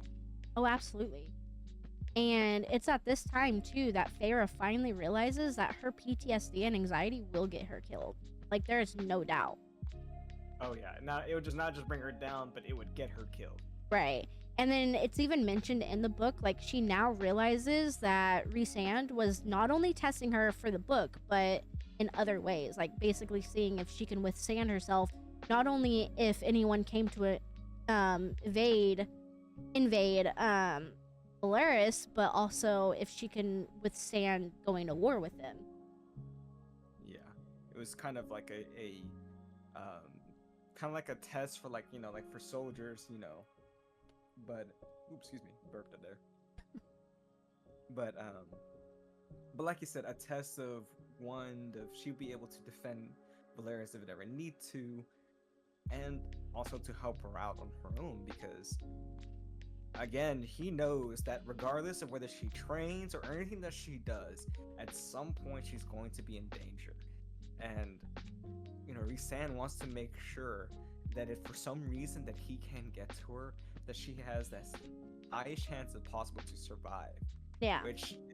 Which kind of sucks that he had to do that in the first place, but at the same time, it's also amazing that he did too. No, absolutely. Yeah, it also just kind of goes of like their characters and like how well they all bond and become a family. Right. And then if you think about it too, it kind of puts it into perspective too, because I mean, at this point in the book, we're only like 21, 22 chapters into it. So not like 20 chapters before this, you have Tamlin quite literally telling her that she is nothing, she won't be anything because she's too weak, it's too dangerous. Basically, sit there, twirl your thumbs, put your tail between your legs, and suck it up because I am the man, I said so. And now you have Rhysand literally, quite literally, throwing her in the pit of fire and saying, if you want this as bad as you say you want it, get out. They go for it. Yeah. Fight for it. Show me how much you want it. And that is such a big moment in the book, even if, like, at the moment you don't necessarily see it, because now she's finally getting the moment to see if she can do it, but then now she's showing everyone else that, you know, maybe She can do it. yeah, maybe he was the one that was in the wrong. Yeah. Which I Helps like her, give her some, in a way, it kind of helps her get a little bit of closure and kind of like a slap in the face to wake up. Finally. no, and exactly, and then that's the part that kind of irritates me the most, though, if you think about it, because why on earth, not in Rhysand's, not like in his point, not in his case, none of that, like ignoring Rhysand, why on earth is Tamlin, literally, I said this last episode too, why is Tamlin making her like do all of these tests and things and like basically saying you can't handle it when she quite literally went under the mountain, saved all of Perithian, defeated Amarantha, defeated the worm, defeated quite literally everything, has held her own against the Ator. She has done everything, and that was all while she was fucking human. She wasn't even Fae at that time. So how is it that you, as a High Lord, are getting defeated, but then you have the right to basically tell a human, now turn into Fae, already going against all odds, and now you're saying it's too dangerous? Yeah. If you have a tiny dick, just say that, man. He lacks the wingspan. Like, I know. I did find out what the word was Fine. that Feyre had for like her relationship with Tamlin, and it was like Stockholm syndrome. yeah, I believe that's what it was. yeah, So she had a severe case of Stockholm syndrome, and something like that is hard to like recover from in the natural sense. It takes a lot of therapy, and sometimes, in Feyre's case, shock therapy. yeah. Like Weaver therapy is what she needed in order for this to work. But unfortunately, here in the real world, we don't have the Weaver therapy, so you know, Yeah. it's kinda hard to- that, and if we did, I don't think a lot of people with insurance would cover it. or would Right. cover it. But yeah, we're now, like, because of this and because of the Weaver and the test and everything, Feyre finally goes to Cassian and asks to teach her how to fight. Which is so And yeah, no, absolutely. And I don't know where it happened sort of in it, because I think this is like 2 or 3 chapters afterwards, because basically nothing really happens in like a chapter or 2 afterwards. It was mainly just like talking, all that good stuff. This is kind of where Rhysand finally lets Feyre into his mind and shows him everything that Ianthe did, as far as attempting to sleep with him, attempting to touch him, attempting to do everything just because of his power. And this is also part of the training, but this is where we find out that, like, he tells Feyre, Daemati can trap you in their minds, so, and they can make you their slave, so you don't want to go into a Daemati's mind unless you have a way out. And I just find that, like, super cool. I just needed to mention it. That was, like, cool information. Yeah. She gets to learn more, kind of more of what she is, because she has all the abilities. Right. And so knowing that knowledge of, so I think part of like Fae power is heavily revolved around knowledge itself. Yeah. Because once it feels like the more you're aware of something, the more powerful you are against it. Mm-hmm. Which, And knowledge is power. yeah. And this is at the same time we're learning about the Court of Nightmares as well. It was said that, like, the females are very prized in the Court of Nightmare. Their virginity is guarded and then sold to the highest bidder. So, and we already know that in, like, the Illyrian camps and all that, the women typically have their wings clipped, all that. So, you know, as it's looking, not necessarily everywhere, but just like in the night court as a whole, women are not very like independent. No. So That's partially due to like the old traditions of the High Fae. right. So having Feyre Firstbreaker and like a super high like power of all 7 High Lords, that's kind of like a kick in the balls if you think about it. I think even when she went to the camps, a lot of the people, I think like some of the older males were very, giving her the eye and things. Yeah. Yeah. Which we can technically skip ahead if you want, talk about the night court if you want, or we can continue on because at this point we are meeting the queens.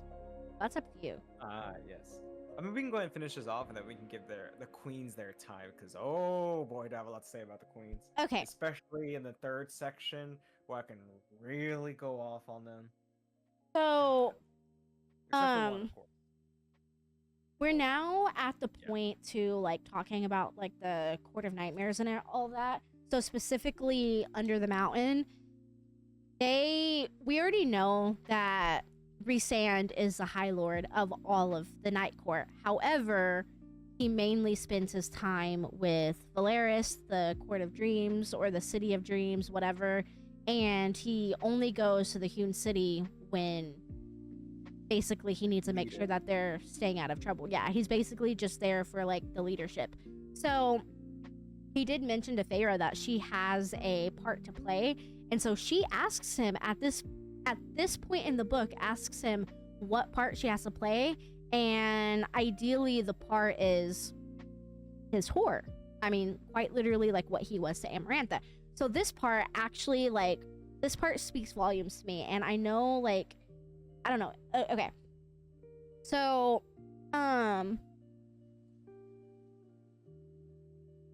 this is at the point where if you remember, they finally get under the mountain. Everyone is like bowing, whatever.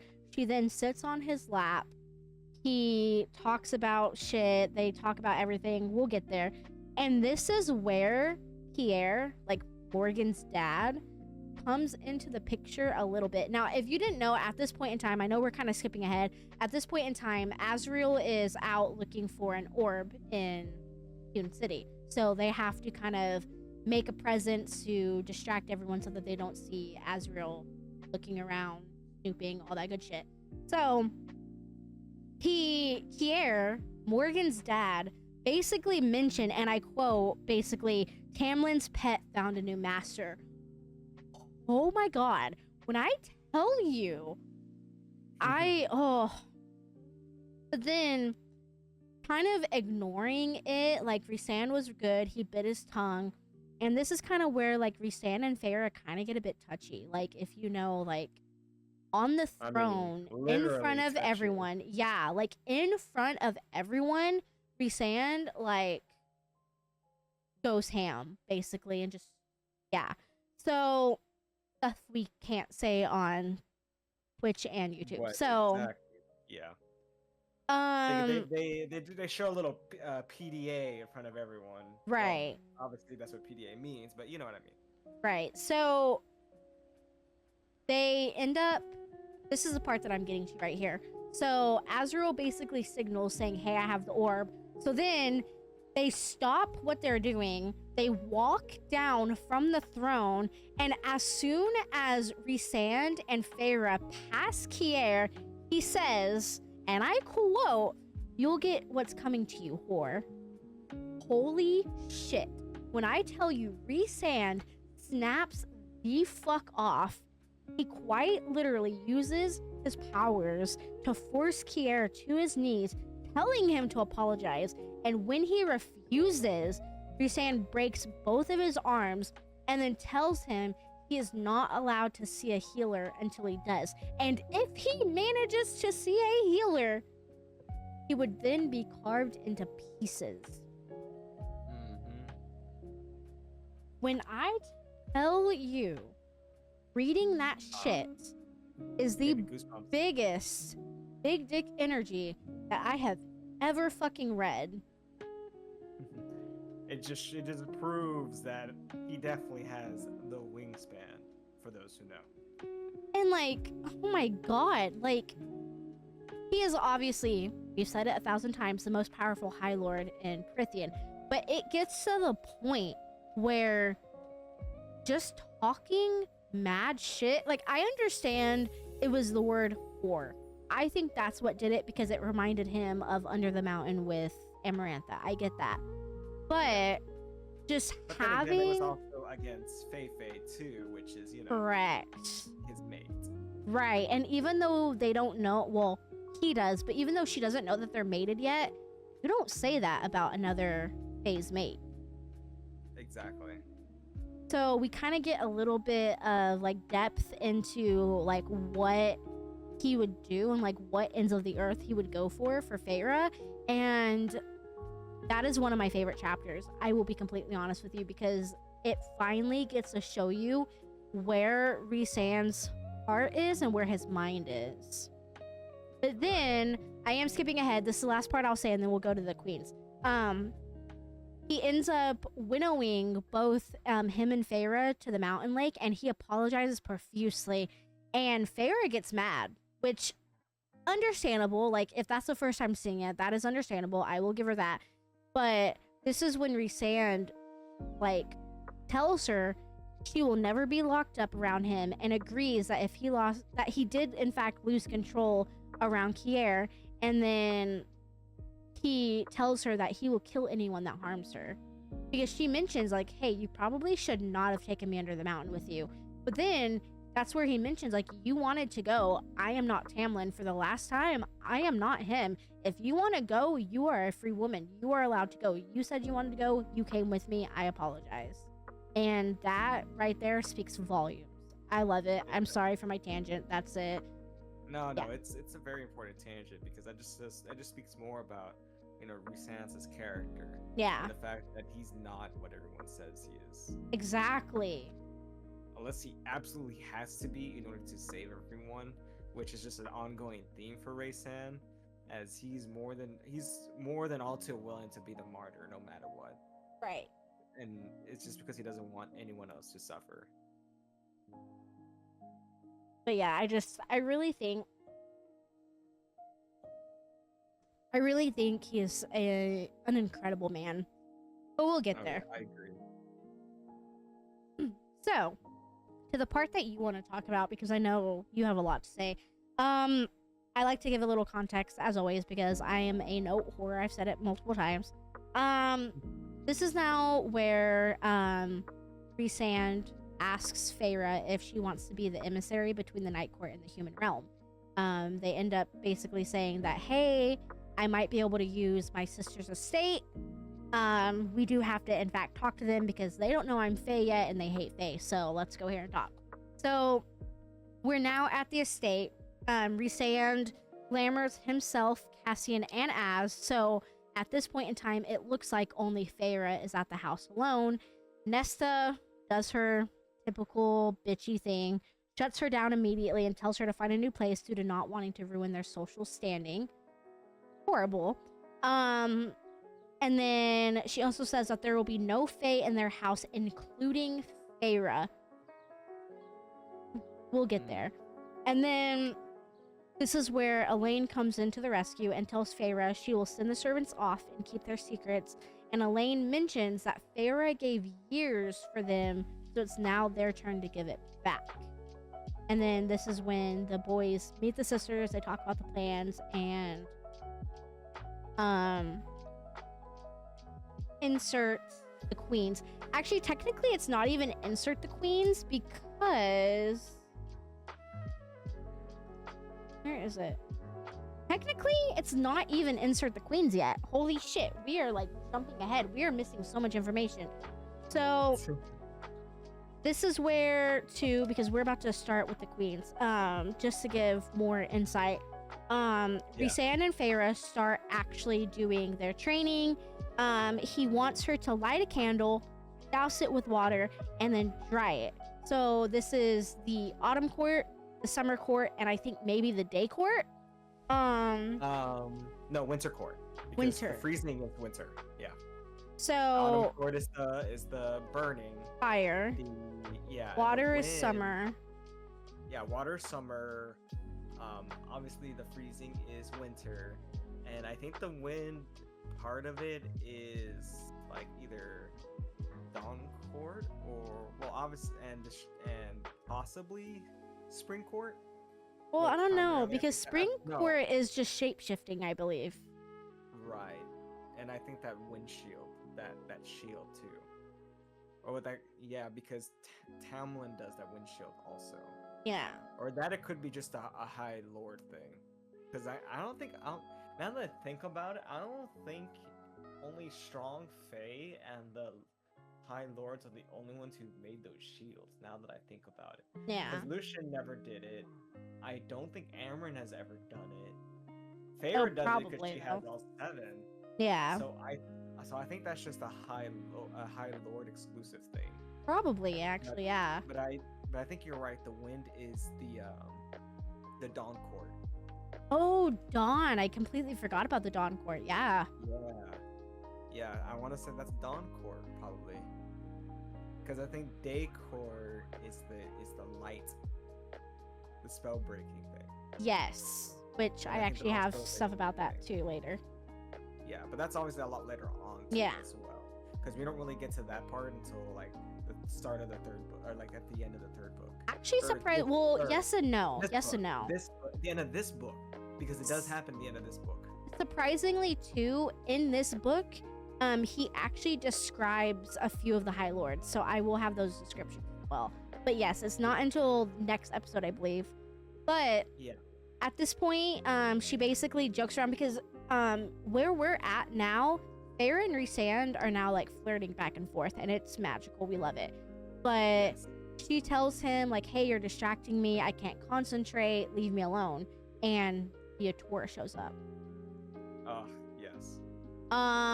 So of course, the part that I wanted to mention on this, so we already know that the Ator is getting taken away because, of course, he wants Azriel and Cassian to torture him for information.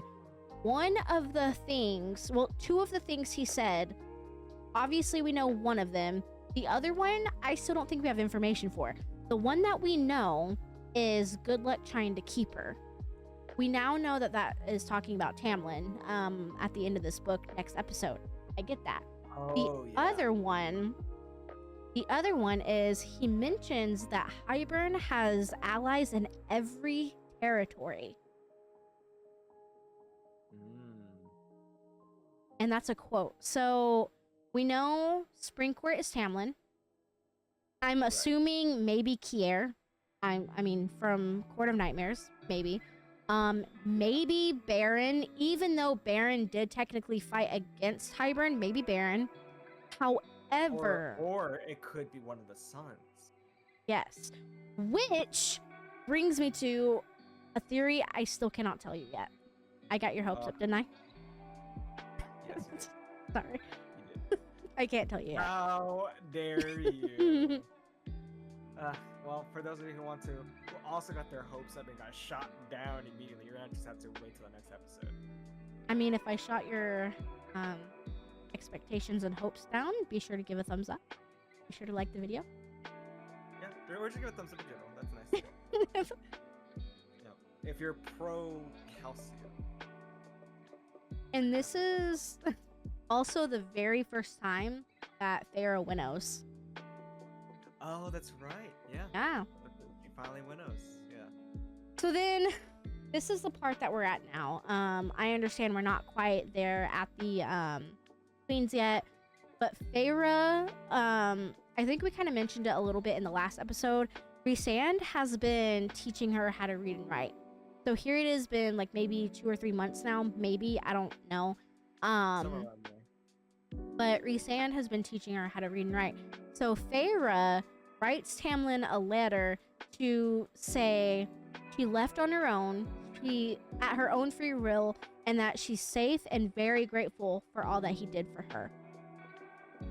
And then sends it off to Tamlin. So this is also where we find out that Tamlin shut his borders and is doing whatever he can to get Feyre back. Yeah. I want to talk about that letter, though, if we can. So, let's look at it from both sides. From her side, from Fei-Fei's side, and from Tam-Tam's side. So, Fei-Fei, hey, I left on my own. Please don't find me. I'm happy. I found home. Thank you for all that you did. Perfect, right? Yeah. On Tamlin's side, she is this weak, undeserving girl that doesn't know how to read, doesn't know how to write. I randomly get this letter that says, hey, I left on my own, but thanks, homie. Dab. You know, like, Yeah. that is very suspicious. Like, that, as Tamlin, not knowing that he's been teaching her how to read and write, and then also being a part of your own, I guess, how do I phrase that? With the constant, like, thinking that the Night Court is nothing but death and slavery and evil, and like thinking, having that own mindset, and then also knowing that Feyre, well, as when you knew her, knowing that Feyre can't read or write, getting a letter like that is very, very suspicious. Oh, I see what you're going here. So with his mindset, what if Rhysand, like, in his mind, I know that he didn't, but like looking at it from Tamlin's point of view, what if he thinks that Rhysand wrote that just to be like, hey, get off her back? Yeah. I think it also, I think I know where you're going with this, and eventually serve the catalyst for part of what happens in the next book, or like the next part. The next episode, yeah. Yeah, I think I know where you're going with that. If anything, it definitely gave me an idea of, like, I wouldn't say conspiracy theory, but something that like helped fuel a certain fire that made Tamlin do a certain thing. Yes. That. Okay, so we're on the same page on this then. No, I mean, I agree. Like, if you're talking about the end of the book, yes, I agree. I agree 100%. But I'm pretty sure, like, he was already with Hybern, and we know that. But having this letter, like, push it all the way. Exactly. I feel like this letter alone is the one thing that pushed him over the edge. Yeah. Like, he was already on the edge in the first place, but this is what pushed him the entirety off the cliff. Oh, absolutely. Like, this was it. So I'm glad. I mean, I don't know if you ever thought that far into it. I don't know if you ever thought of it from his point of view, but it's kind of trippy when you think about it. I never saw it in his point of view. I just saw it as Feyre's point of view, but kind of seeing it, it's very easy to see it. If that makes sense. Because you mainly only see it from Sarah, from Feyre's point of view, because that's how Sarah J. Maas wrote it. But now, like, taking a step back and just being like, okay, well, when she left, she's an illiterate human girl. Well, when she left, she was Fae. But you know what I mean? Like, when she left, she was an illiterate human girl that basically doesn't know her head from a hole in the ground. So why would she be writing me a, hey, thanks, dude. Thanks, homie. You know? Thanks, bro. So, because at the same time, I don't necessarily, and I don't necessarily think Feyre was completely as illiterate as Tamlin let on. Like, I understand she couldn't read certain things, but she speaks very properly. She knows enough to get by. So with Rhysand's help, she went from barely being able to know like maybe 50% to now knowing like 80, 85%. Right. Well, I mean, like, Feyre just knew enough just to get by, but anything, I guess what we would consider standard education she knew none of it, basically. Yeah. Just enough to get by, but anything more than that, she knew nothing. Right. Well, we're getting there. Because we wanted to skip like 20 chapters, my guy. Did we really? Yeah, you wanted to skip so much. So this is the part that we were talking about in the very, very, very first episode of this podcast. Oh, I love it. I get chills. So Rhysand and Feyre just had dinner out. You know, if you remember, they go to this like tavern type thing, and the owner of the tavern brings everyone their food out, talks to Rhysand, and gives Amren her favorite blood. Oh, the restaurant. Yes. Yeah. Okay. So Rhysand and Feyre are now walking home, just the two of them. She is now asking Rhysand personal questions like why he isn't married, blah blah blah. And we obviously talked about that. Like, it puts a target on his back, whatever. He hasn't found the one that's worthy enough. But then in Valeris, there is a certain song playing, and Feyre recognizes it. So, oh, goosebumps. So Feyre does in fact recognize a song.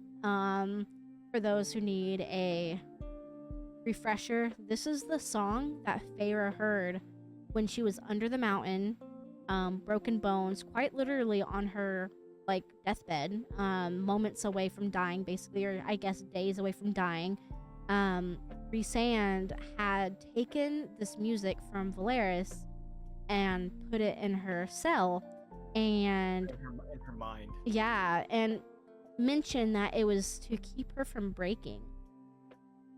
And then this is the most interesting part of this.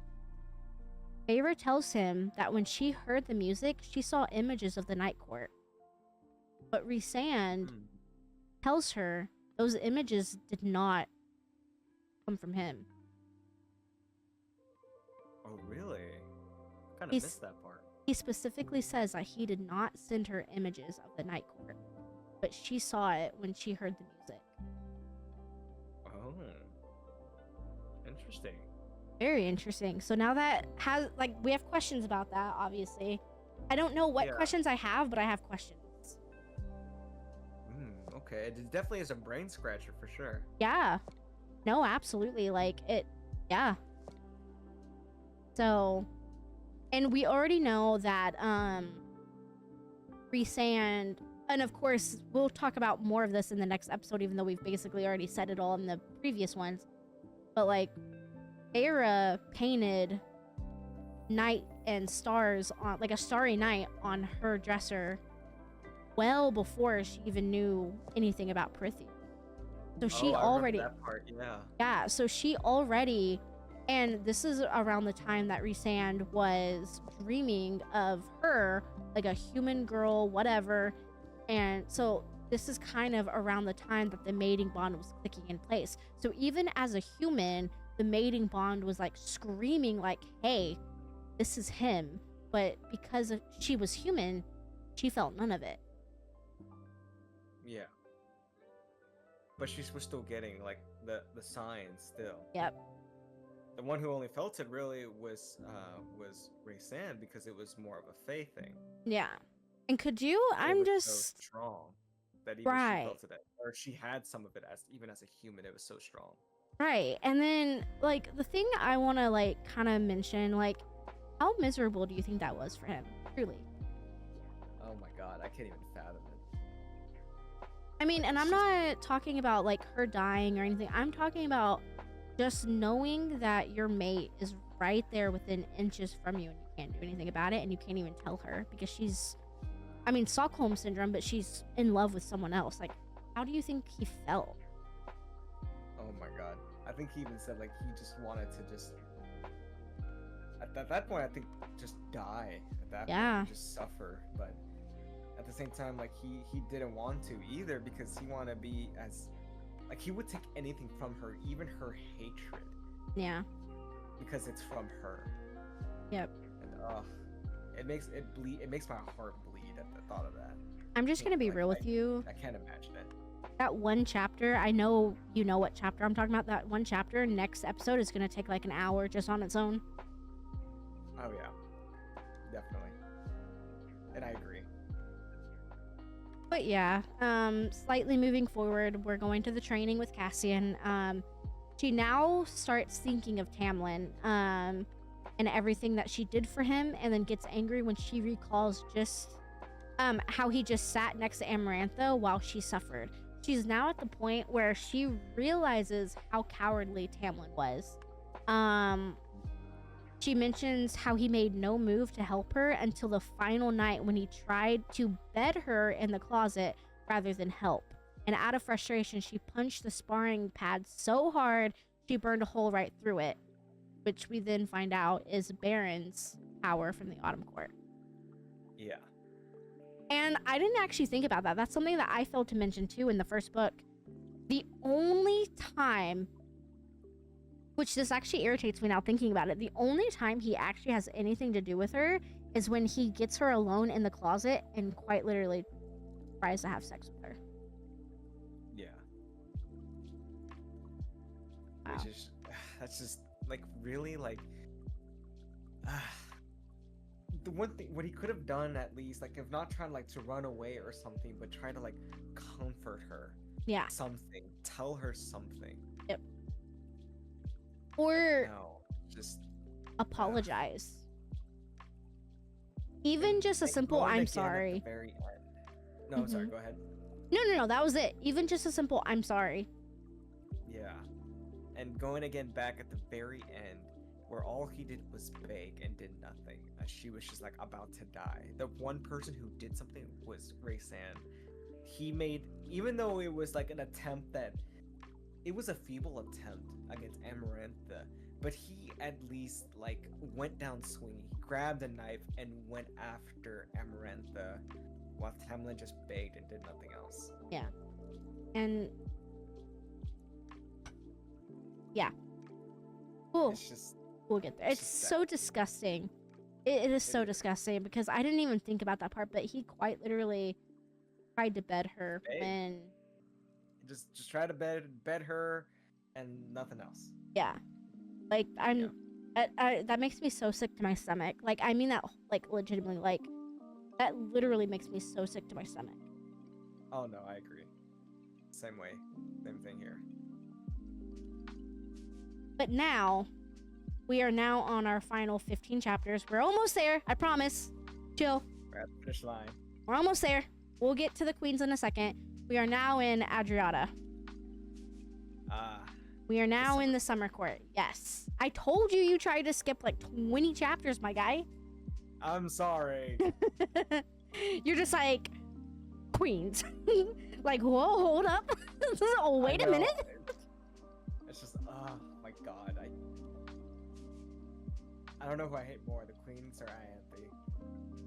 I don't know if you want me to like rapid fire this and just go through everything and then have us talk about it all at the end. Not at the end, but at the end. Because it's like a page and a half. So I don't know if you want me to like rapid fire and then once we're done with that, talk all about it and then go straight to queens. Or I don't know how you want to do this. I mean, it's up to you, really. I don't mind either way. Well, I mean, there is quite a bit of information that we get. Yes. Yeah, so I guess I'm gonna just start and cut me off whenever you want. Like, by all means, like, interrupt me, okay? Okay. Go for it, yeah. Because we can't skip Adriata because this is, like, such an important part of the book. Like, this is where we learn 90% of the information in A Court of Mist and Fury. Okay. So, to start, we find that being around Tarquin makes Feyre's powers easier to access, specifically the water ones. Feyre and Tarquin spend the chapter making eyes at one another in order to make Rhysand jealous. On Feyre's side, Tarquin obviously has no idea. She tells Tarquin he would be easy to fall in love with and easier to become friends with. She then finds Rhysand flirting with Cressida and realizes that she's jealous and understands this is the first time she has ever felt any real emotion in a long time. Massive. Very Tarquin then shows Feyre the treasure room filled with endless jewels. He then gives her one made of black diamonds in thanks for what she did under the mountain. She mentions how she believes he should side with the North when the war breaks out, but he is skeptical and tells her that when Amarantha captured his cousin, Rhysand was the one and the reason he is dead. Rhysand is the one that killed him. Of course, then. But I think on that part, I think that was out of mercy, because I think Amarantha was going to like brutalize him. I think so too. But Rhysand, like, he technically made it look that way, but gave the cousin basically like a mercy kill. Right. Like And the thing is, scenario.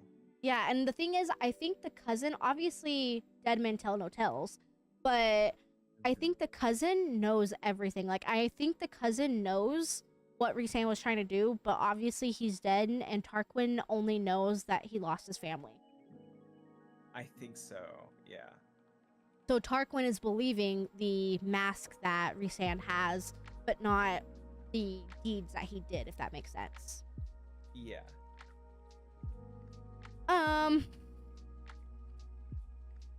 Where are we? Tarquin's cousin. Yes. Feyre then sides with Rhysand, saying that he lied to her, Amarantha, to keep the attention away from everyone else, in turn keeping everyone safe. After 2 days, Feyre ends up finding a tower that only reveals itself when there is a tide. She believes the book might be kept there, so she mentions it at dinner that night and is immediately shut down by both Tarquin and Cressida, obviously confirming her suspicions. This is the first time that Feyre uses her Daemati powers, and she goes into his mind, using his own power against him to cool any suspicions he has about her asking about the book. Okay, so that's that. Now, this is where Amren and Feyre go to the temple and they start digging. They end up digging until they find a door. Feyre uses Tarquin's power to trick the door into believing it's him and unlocks it. That then reveals a staircase. They go down it to find yet another door. At the point and inside of the door, Feyre sees a box, and the box begins speaking to her, asking, "Who are you?" She says, "I am Tarquin." The box, of course, calls her a liar. She grabs the book anyway. The door slams shut, locking Amren and Feyre inside. Amren then uses all of her power to blast through the door, causing water to start flooding the room. The door atop the staircase now slams shut, leaving them with no way out and on the verge of drowning. The door is then ripped away, and then the wraiths come inside, claiming their debt is now paid. So if you remember at the very beginning of the second book with the tithe, the Feyre gives them their jewelry in order to help pay for food for them and their sister. Yeah, the water race. Correct. Because they had no fish At all. whatsoever. At all. Yeah, they couldn't even feed themselves. Which I want to talk a little bit more about the water wraiths, but we can easily skip ahead. That's fine. We can talk about it at the end. The alarms obviously sound because Rhysand wasn't able to get all the guards. So the alarms sound. So he grabs both of Amren and Feyre on like the beach side and winnows them back to Valeris. The book is described as metal plates bound with 3 rings of silver, bronze, and gold, written in a language Amren says is no longer of the world. Only she is able to decode it. And this is kind of what I said before. Rhys believes that the book might hold a spell to release Amlin, but refuses to tell her to keep her hopes from getting, worked up. Yeah. So the very next day, 3 boxes of rubies arrive from Tarquin. Rhysand says that the blood rubies are the official declaration of the price they each have on their heads. Rhysand then becomes upset because he was truly hoping for an alliance with Tarquin and feels bad for what he did. Speaks volumes already. Feyre and Rhysand are now going back and forth. They're still flirting. This is funny too because when Feyre leaves all upset, she has a daydream about what it would be like to buy and try on the undergarments that she saw in Valeris and ends up running into a pole. It's found out that Rhysand sent her that image down the bond. Like, he's such a savage. That's great. We're almost there. Like 3 more points. She then wakes up later that night with the house rumbling, and she finds out that Rhysand is the reasoning behind it. He is having one of his nightmares, to which he says that he always tries to have his nightmares when nobody is around. She attempts to wake him up, but in the rage of his nightmare, he chokes her and flips her over, but soon wakes up and apologizes. She kisses his cheeks and starts to leave. She also notices that, like, whenever she's trying to wake him up, he is fully naked. So she is able to see the tattoos that he has on both of his knees, which, of course, is a mountain with 3 stars atop.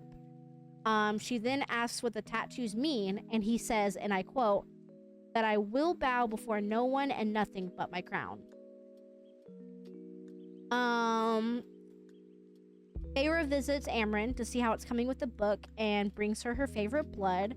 We find out that Varian sent Amren the necklace of rubies and diamonds to soften the blow of Tarquin's declaration of the blood feud. So now we already know that they're about to brown chicken brown cow it. I know, I'm so jealous. Oh my god, like, they're both beautiful. Oh, yes. She is now learning how to wield an Illyrian blade, which is phenomenal. Training with Cassian. Yes, she is still training on powers with Rhysand, which is amazing. And this is where we learn just a tiny bit on the High Lord. So Baron, we know, is the High Lord of the Autumn Court. He is described as cruel and vain, correct. Callias is winter, quiet and cunning. And Helion is High Lord of the Day, not also known as the Spell Cleaver. Rhysand notes that people of the Day Court excel at spell work and has full knowledge of Prythian. That just blows my fucking mind right there. That alone blows my fucking mind. I'm surprised Helion, the Day Court, is not, like, on par with, like, in terms of power. I think Helion is on par with Rhysand in power, but I think Rhysand has raw power versus Helion has, like, the power of knowledge. Yeah. That makes sense. Like, don't get me wrong, Rhysand is smart, but I think Rhysand is more street smart, and Helion is, like, the book smart. Yes. And, like, wisdom. That's how I see it. You know, like the Day Court is this book smart, and the Night Court is the street smart. Yeah. No, I agree completely. We're gonna ignore that voice crack. There's a lot that I want to talk about. Like, Helion is a High Lord that I really want to have a conversation on, but we can't have it, right? No, absolutely. But we can't necessarily talk about Helion until the 3rd book, because we don't, as of right now, we know nothing about Helion whatsoever. We only know his name. This is all we get, pretty much. Yeah, I mean, this is literally all that we have. And obviously we know Rhysand, we know fucking Tamlin. So 1, 2, 3, 4, 5. He doesn't mention Thessian? Thessian? Is that his name? What, Thessian? Yeah. Yeah, and I think then that's Dawncore. So there's Rhysand, Baron, Callias, Helion, Tamlin, Thessian. Who the fuck is number 7? Baron? Oh wait, No, you said Baron. I said Baron. Who is number 7? I cannot think of it right now. Oh my god. Okay, so Rhysand. Correct. Night. Helion. Day. And then Thessian. So that's the solar quartz. Dawn. Then we have Baron. Autumn. Callias. Winter. And then Tamlin. Spring. But there are 7 High Lords. Callias. We already said that. Winter. So wait, spring, autumn, winter, fall, Baron. We already said that. That's Autumn. Wait, hold up. Okay, hold on. Are we just all both being Are we- blonde right now? Are we both being smooth brain? Hold on. So Baron, Tamlin. So Okay, autumn, spring, we have Resand, then winter, Helion. Callias, Baron, fall. That's all. Wait. Yeah, I think we're just skipping tampon. Wait. I think we're just missing tampon. Are we not counting correct? Oh, Tarquin! Tarquin. Tarquin. We were missing summer. You want to hear the awkward part? We're literally having a whole discussion of Tarquin. I know. That was. We literally just had a whole conversation. This just notes of how tired Fuck. we are from today. Just the day we've had. Oh my gosh. I feel like we were skipping Tamlin. Even though we said it over and over again. I thought Oh we were, my god. That was fucking horrible. Oh my god. That was, wow, that was so bad. That was so Oh, good. okay. 10 out of 10 would recommend again. Not, that's gonna end up somewhere. It's fine. Okay. B-roll. There's B-roll. There's a talk tick right there. Talk tick right there. A talk tick, of course. Yes. Okay. Finally, we are now where the 5 queens meet Feyre and the others.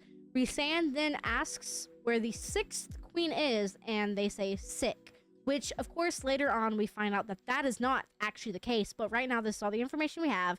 The queens also let the inner circle know that they have heard of Morgan because of what she did in the war. They ask how the mortal queens can winnow, and they say it is a secret and special gift from the Fae. The queens then confirm they already know that the war is coming and tell them that the specific part of the land where the Archeron sisters reside is none of their concern, seeing how it is just a small portion of the other continents. They have also come out to say the book will never, under any circumstance, leave their possession. The queens now demand proof that Rhysand is truly High Lord of Peace rather than the monster that everyone else claims he is. Alright, because we then digress from there, so let it rip. Because there's a lot we could talk about here. For one, just the Actually, queens keep are going. just- I'm gonna go turn the AC off. It's cold, so keep going. Okay. For one thing, I just hate the queens. Like, I can already tell, like, even from the first time reading this, I can already tell that they were basically just gonna be bad guys. I could just already tell, just like the way how they are. If they really cared about going against Hybern, I feel like they would have, excuse me, that they would have already would have like tried to work, but they didn't. Only one of them did, and we can't really talk about it just yet until the next episode. But I can already tell that they were no good. Even after going with the whole thing with like more like background story about them and about how they act, like they would think so highly of themselves, which I get it. They're the queens and the human rulers. They're the High Lord equivalents of the humans, you know. But it's just, even with more being, you know, of truth, like that's not enough. And even like talking about Miriam and Dracon, if they can be, you know, proof, and Which that I have there a whole was thing about them anyway. yeah, and you know they're the southern part of the continent, the Black Land. Yes, I was Yeah. actually about to talk about that in a second. Oh my god. Okay, continue. Ooh, you know, I just thought of something, but we'll talk about that later. It's just kind of a small thing. But the thing is like they gave all this stuff. They gave the whole story about Miriam and Dracon to see if that was enough. Yeah. It's just like having proof of them would help, and more was not even enough in the first place. And the fact that, you know, that they even got humans to help out, you know, Nesta and all that. Right. And that's not enough. Not to mention Feyre, who was human and made Fae.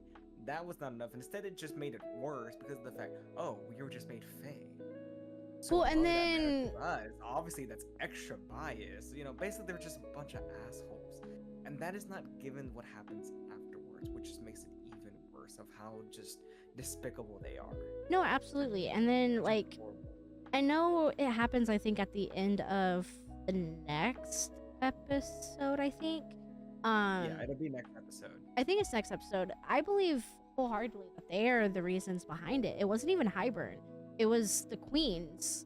And, I mean, their own agenda. And I don't know. I mean, we can't really get into it. So I know we'll talk about it next time. But the queens, just as a whole, is just horrible. Yeah, But they're just terrible. just for, you know, context of what you're talking about for everyone, we learn about quote unquote black land. It's where any human born in this land were born into slavery and forced to build temples and palaces for a high fae. Stated that the queens of the Black Lands made Amarantha look sweet. Miriam was half fae with a human mother. As a child, she was essayed a lot. She was then deemed a human and denied any rights of her fae heritage. She was then given as a wedding gift by the queens to her betrothed, which was, of course, Dracon. God, I could not think of his name for a second. He was horrified by it and let her escape, which obviously, with them still being together, that clearly didn't work out. Yeah. Miriam fled across the sea and was found by Jurian. She became his lover when she was a healer in his army. In one battle she attended to his allies, which included Prince Dracon.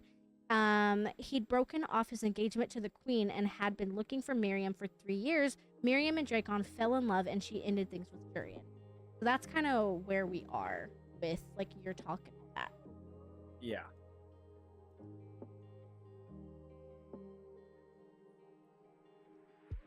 Yeah? Yeah. I said yeah. So I was like, yeah. And then just waiting for the next point. Oh, I Was it thought, not- I mean, were you done? Oh, I mean, the thing is like. I'm the thing dead. The thing is, for me, is more of the queens, because we do get a lot of juicy backstory, you know, with Jurian and things about Yes. that, and this does become important, but it's more later on where it becomes important. Yeah. Way further later on. This is just kind of like more of the setting of more of the history of Prithian and all that. But the thing is, like, that was not enough for the queens. Again, Right. the next episode is where we really get at it, where I can really rip into the queens of how awful they are. But Mhm. and the thing is, and also later on, we also get more backstory about what happened to her and everything, Right. about her painful story as well. We do get a lot of background story, not just of Prithian, but more of the inner circle. And this is Mhm. and this time with more. It's just the queens. They ruined a lot of things Right. for their selfishness. Well, And and it- then And as Sorry. I was saying earlier, it already says, no, you're good. And like I said earlier, even when I first read this, I already knew that these queens were just, they were not gonna help. They were definitely. oh, not at all. They were definitely with the enemy, without a doubt. Spoiler alert: they're with the enemy. They made bed with the enemy. And spoiler alert: if you didn't know, this podcast / stream, there's spoilers to the book. Yeah. So, there you go. So, It's just, yeah. you know, and then after that too, of course, you know, at this point too, we like get to know a little bit more about Jurian. Like you said, we get to know a little bit about like what happened to him, all that. Kind of going back into like what we were talking about earlier, like with the orb. I mentioned how Azrael was trying to steal it. Yes. Basically, there's an orb that belongs to Morgan's family, known as the Veritas. Veritas, The I think. Veritas. I can never pronounce that word. It is rife with truth magic and can be used to shown the Queen's Valaris, which side note, I personally think that is the worst mistake ever. I don't think Valeria should ever have been mentioned, unveiled, or anything. Whatever. That's neither here nor there. I'll get into that in a minute. Yeah. This is where Reese, Morgan, Cassian, and Feyre will go to create a distraction in the Court of Nightmares while Azrael steals it from Morgan's chamber. I'm sorry, her father's chamber from Kier. Yes. Yeah. So We all hands and all that. right. So this is the part that I'm semi confused about. And I'll tie it together in a minute. So Rhysand blatantly comes out and tells Feyre he does not want her to go with him to the Court of Nightmares. And she even admits that she doesn't want to see what type of person he has to become, because obviously the entirety of Prythian knows him as a monster. So she already says, I don't want to see that side of you. And he agrees. But then, she ends up somehow agreeing to go with them, which is absolutely fucking weird. But then when he has to put that mask on and become the monster that everyone else knows that he is, she gets upset by it. I am so thoroughly confused. Yeah, I see what you're saying. Like, you already... Well, I think the reason why she agrees is because she wants to help. Right. That's the reason why she wants to do it, because she wants to help, and that'll be a good way for a distraction. Because at the same time, at the Court of Nightmares, they have no idea that the last that they checked, Feyre belonged to Tamlin. Right. Which is why Kier is like, you'll get what's coming to you. Right. Because But the thing of the is... fact that she belonged to Tamlin. And now she's over here being all, bounce, with Rhysand and showing it to everybody. Right. But the thing is, the thing that frustrates me though, he clearly said, I do not want you to go. I do not want you to see me this way. And then Feyre said, I don't want to go. I do not want to see you that way. But you know what? Hey, I decided I do want to help you, so I'm going to go. Why did you put that mask on? I know everyone sees you as a monster, but why did you do that? Like, that makes no sense to me. None of that makes any sense to me whatsoever. She knows how Prythian perceives him. She knows that, I mean, I can't say it any other way. He has to play a part because he is High Lord of the Night Court. He is the monster. And when he has to actually get into that part and play that with Kier in Hewn City, it's a big deal. I know. That's like, she was given the warning, and I guess like she was not prepared of how bad it was gonna be, or didn't realize it. Right. Yeah. And it did lead to like a fight afterwards when they get into the mountain. Right. And I think it's because of like how he acted, especially when it came to Kier.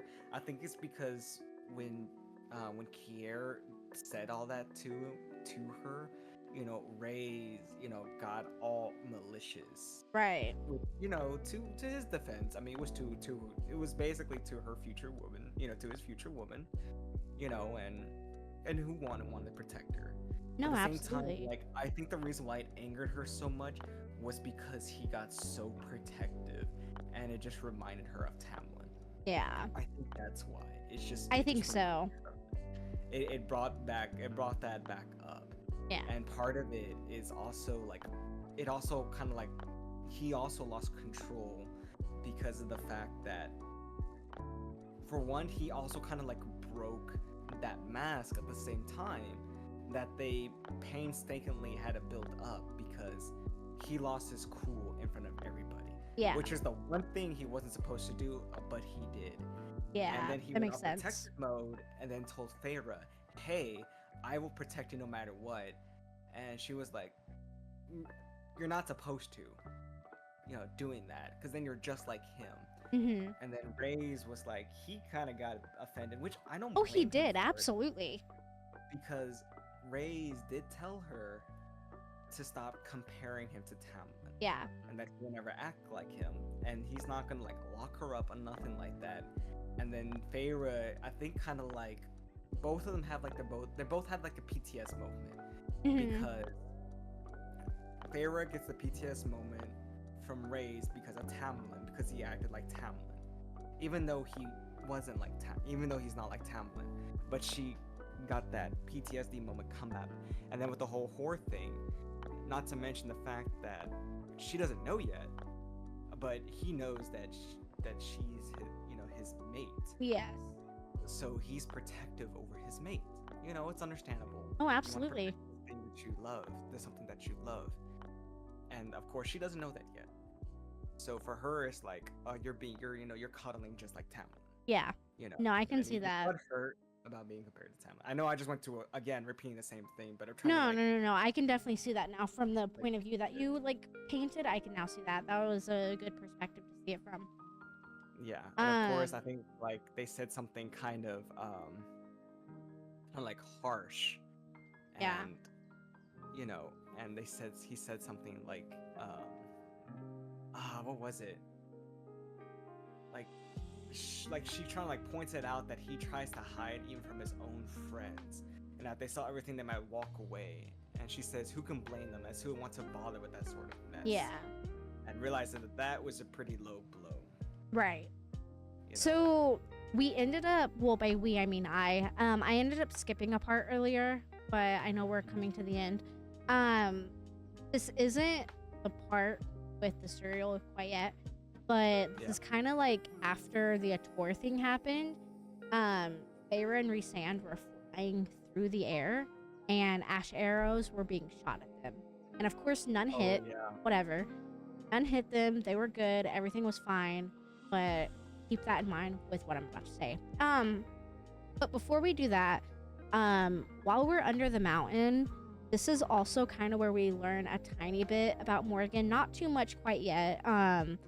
But we now know that this is where Morgan was to be sold and married to Eris, which is the eldest son of Baron from the Autumn Court.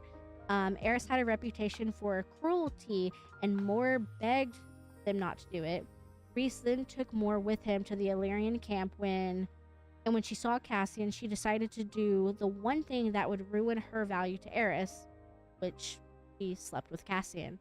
Eris then refused to marry her, and then her family punished her for this, and when they were done, they dumped her on the Autumn Court's border with a note nailed to her body saying that she was Eris's problem.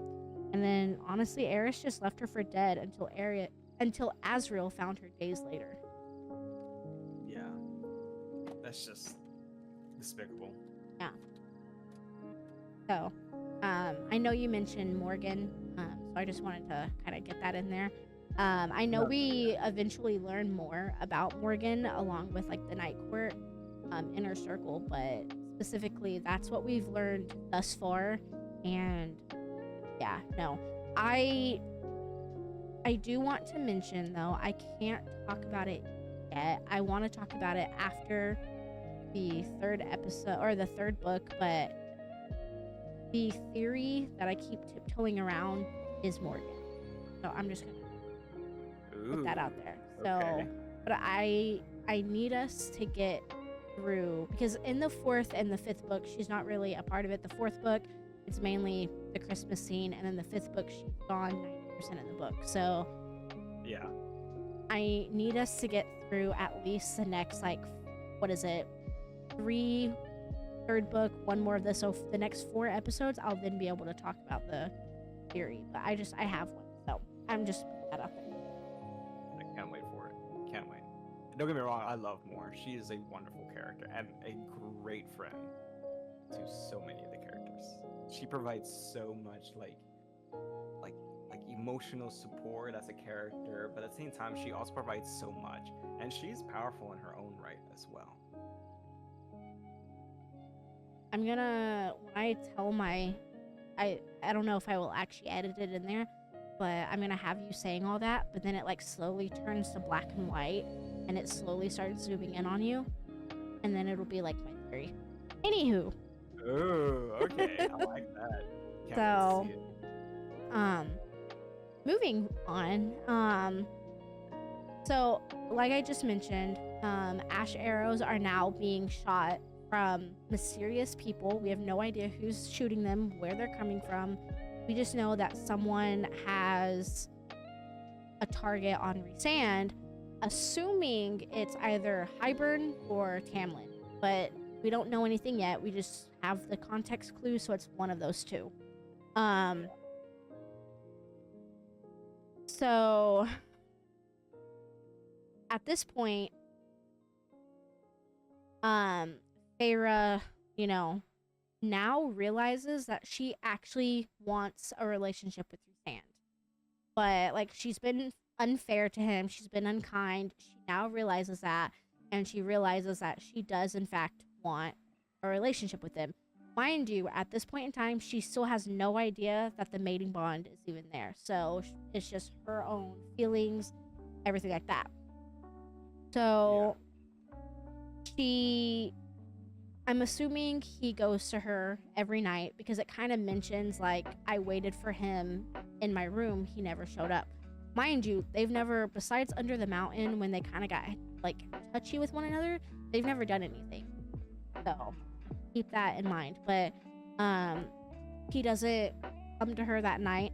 The next morning he skips breakfast, he skips their training. She even attempts, like throughout this book, if you remember, a paper and pen would like come out of like poof, just out of thin air. He would write on it, and then it would poof, go back, and then when it would come back, he would have a response, and then right. Every time she would try and write him something, it would never disappear. So he wasn't responding. Basically, just like blocker, basically. Correct. So at this point, she ends up writing coward on it. It does disappear, but this time it never returns. We then discover too that whoever is hunting Rhysand, I guess put a tracker on his magic, so he's doing everything he can not to use it. So that means winnowing, riding her back and forth, anything that uses his magic, it's being tracked. So he doesn't want to do that. So that brings us to Starfall.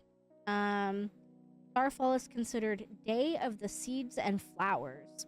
This is the part I mentioned earlier, I love it.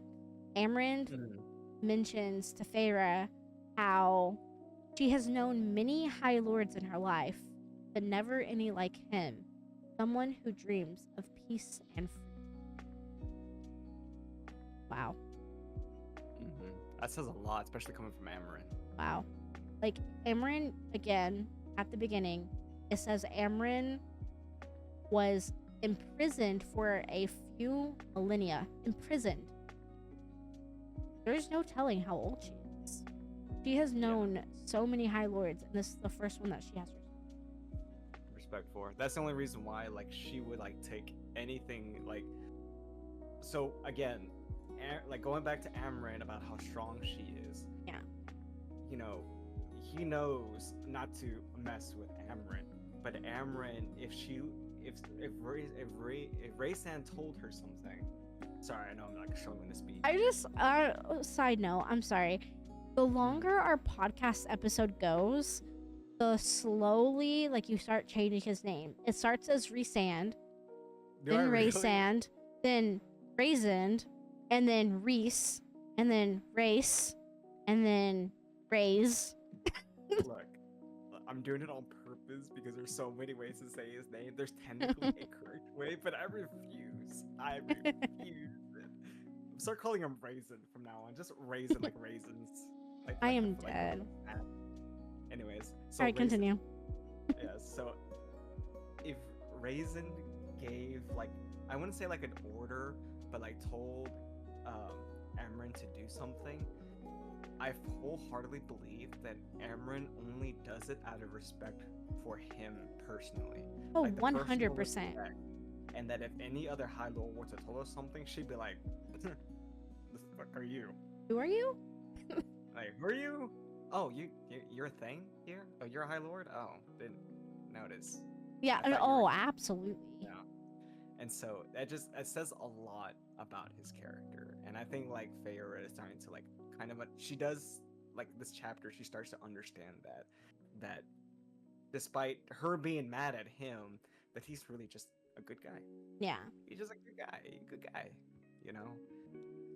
And He's precious boy number 2.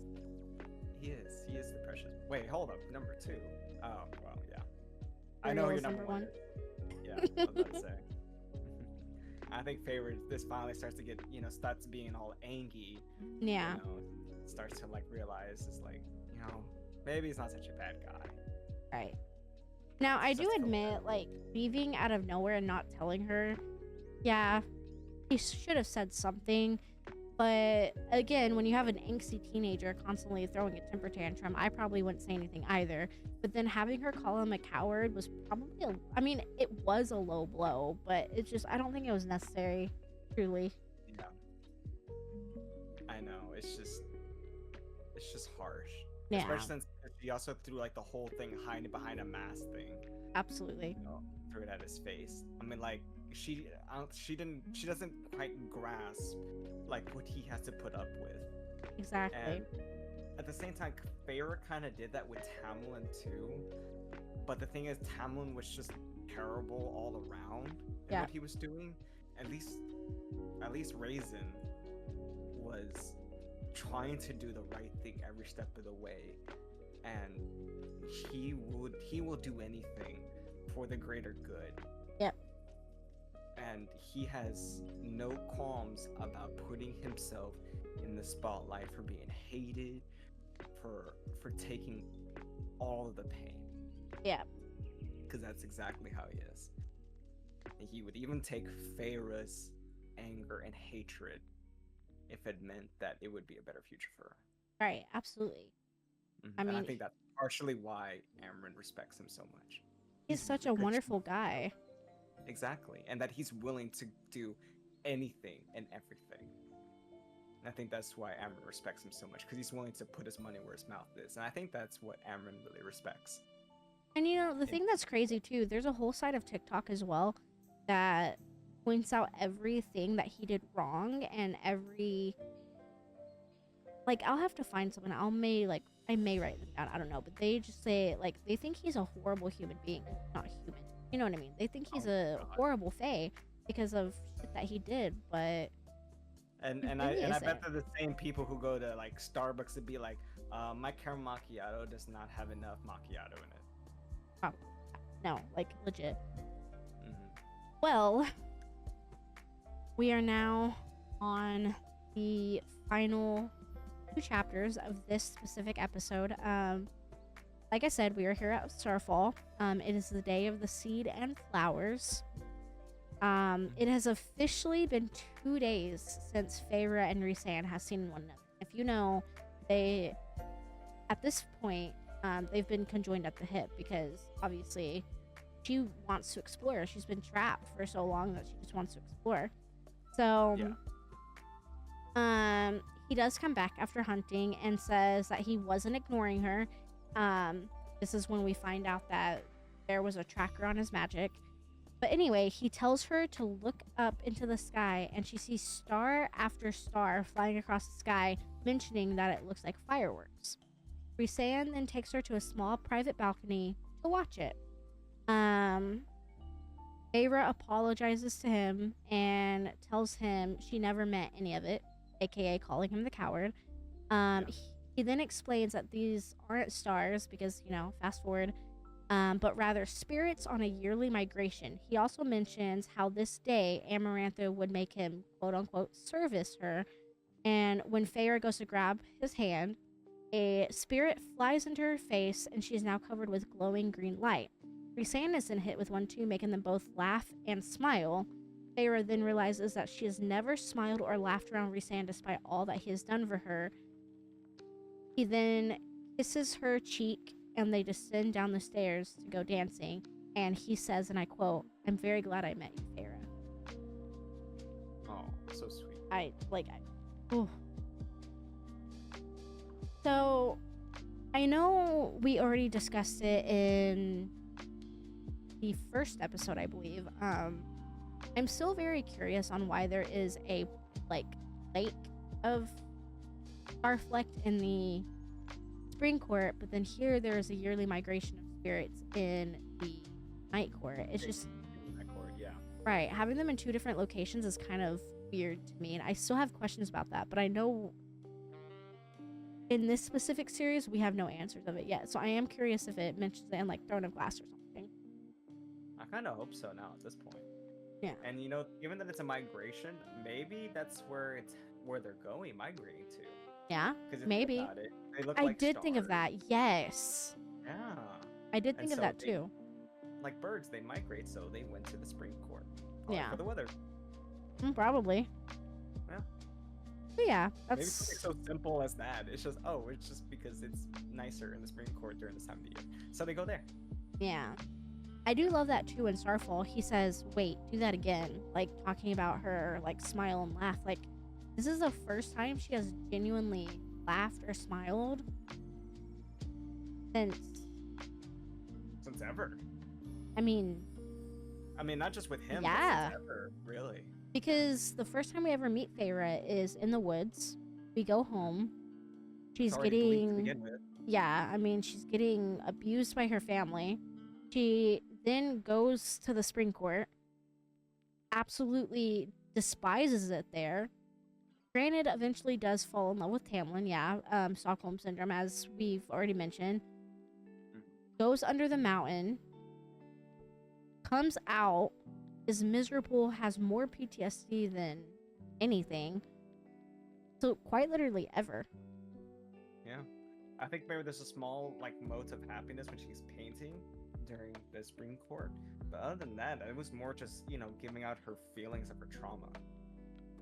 Which Of, that is what she actually grew up something with. too. Yeah, and that's something too because we know I that think she No, go ahead. we know that she hasn't painted since before Under the Mountain, and any type of paint just reminds her of the blood and the gore and all that. So this is also, it's a few chapters before this, but this is the time where she actually comes forward and finally says, "I think I know how to paint him," talking about Rhysand. So now it's getting in her mind again that she wants to paint because it's something that makes her happy, but more so she wants to paint who makes her happy. Exactly. Because before it was just her expressing herself finally. Yeah, And now this is something different. She has an inspiration, something that she wants to paint. exactly. That brings her emotion, more emotion, positive emotion for once. Right. And I truly think with Starfall, this is the. They aren't in a relationship yet, but this is the first official, they're together, you know? I don't know if that makes Or sense. if anything, it starts the kindling fire. Yes. That's been there, and it's starting to it kind of died out a bit, but now it's no, I kind of want this. Yeah. And it kind of just brings it back up now. No, it's absolutely amazing. I loved this chapter so much. It was a very, very beautiful chapter. But yeah. So Yeah. that's We all I made it. have. Do you have any points you want to make that we haven't talked about yet? No, I think we got it. I think- got it. I think so. I know I wanted to discuss the water wraiths a little bit more, but there really isn't much to discuss on them. I just feel like it's a character, or I guess a creature in the world that I don't want to look past, because I feel like a lot of people just breeze past them, and I don't really kind of want to do that. So I just kind of want to give a shout out to my water wraiths. Yeah, that's the water wraiths. They are very pretty, despite their gnarly teeth. Still very pretty. They are. I would love to show a picture here for those who haven't seen them, but not copyright. There's Please. reasons why, guys. There's reason why. Trust us. Just trust. Kitties. Yes. But yeah, that is all I personally have. Yeah, same for me. I think we nailed it. Yeah. So, for those who are keeping up with us in the book, we are now on chapter 45. There are 67 chapters. Let me check. Actually, I have the book right here. We There's already checked 69 chapters. Yeah, 69. Nice. There are there are 69 chapters. We are now on 45. So the next episode will be next week, but that will be discussion from 45 all the way to the very end. And then the next episode we will fully end A Court of Mist and Fury. So in 2 weeks we will then start A Court of Mist and Wings and Ruin. Oh my god, I almost said Mist and Fury again. Yeah, So- we will be finishing up part 2, the House of Wind, for those who are going through the parts, and then finishing off then with part 3, House of Mist, which will end Yes. the book. And, you know, like always, if you guys have any theories or anything you want to discuss, we mainly only want what, like, the points that we, not points, but only the chapters that we touched on in this episode. If you have some for future episodes, by all means, let us know. But right Especially now, if it's earth-shattering. yes, especially Earth Shattering. But right Yes. now, yes, only part 2 of Mr. Fury. So Yeah. that was a Alright, good episode. that's a very good episode. I think it's our longest one yet, too, as well. Yeah, I think it is 3 hours. Almost 3 hours, yeah. So the next one might be around 2.5 as well, just because of, you know, what happens. Oh, yes. There was a lot of info that went on. And this one had pretty juicy info, too, as well. Yes, that's why I did not want to skip that middle part, because I was like, I know it's gonna take time, but like we gotta need to talk get about to it. it. Yeah. Oh, yeah. There's kind of a lot that I could talk about on Tarquin's end as well, but Well, you can talk about the next episode. Do Yeah. a little short segment just to kind of like wrap up a few things. Yeah. Because we can always look back for a few. oh things, yeah, and of course. either way, it's gonna go into the next part anyways. Oh, absolutely. One way or another. It all connects. But yeah. But yeah. So I am very interested to see what you guys think. And yeah, we will see you guys I Next guess time. next week, yeah. Well, Okay. I'm Aqua, I'm Elvish. and this is Night Court Narratives signing off. Goodbye. Goodbye.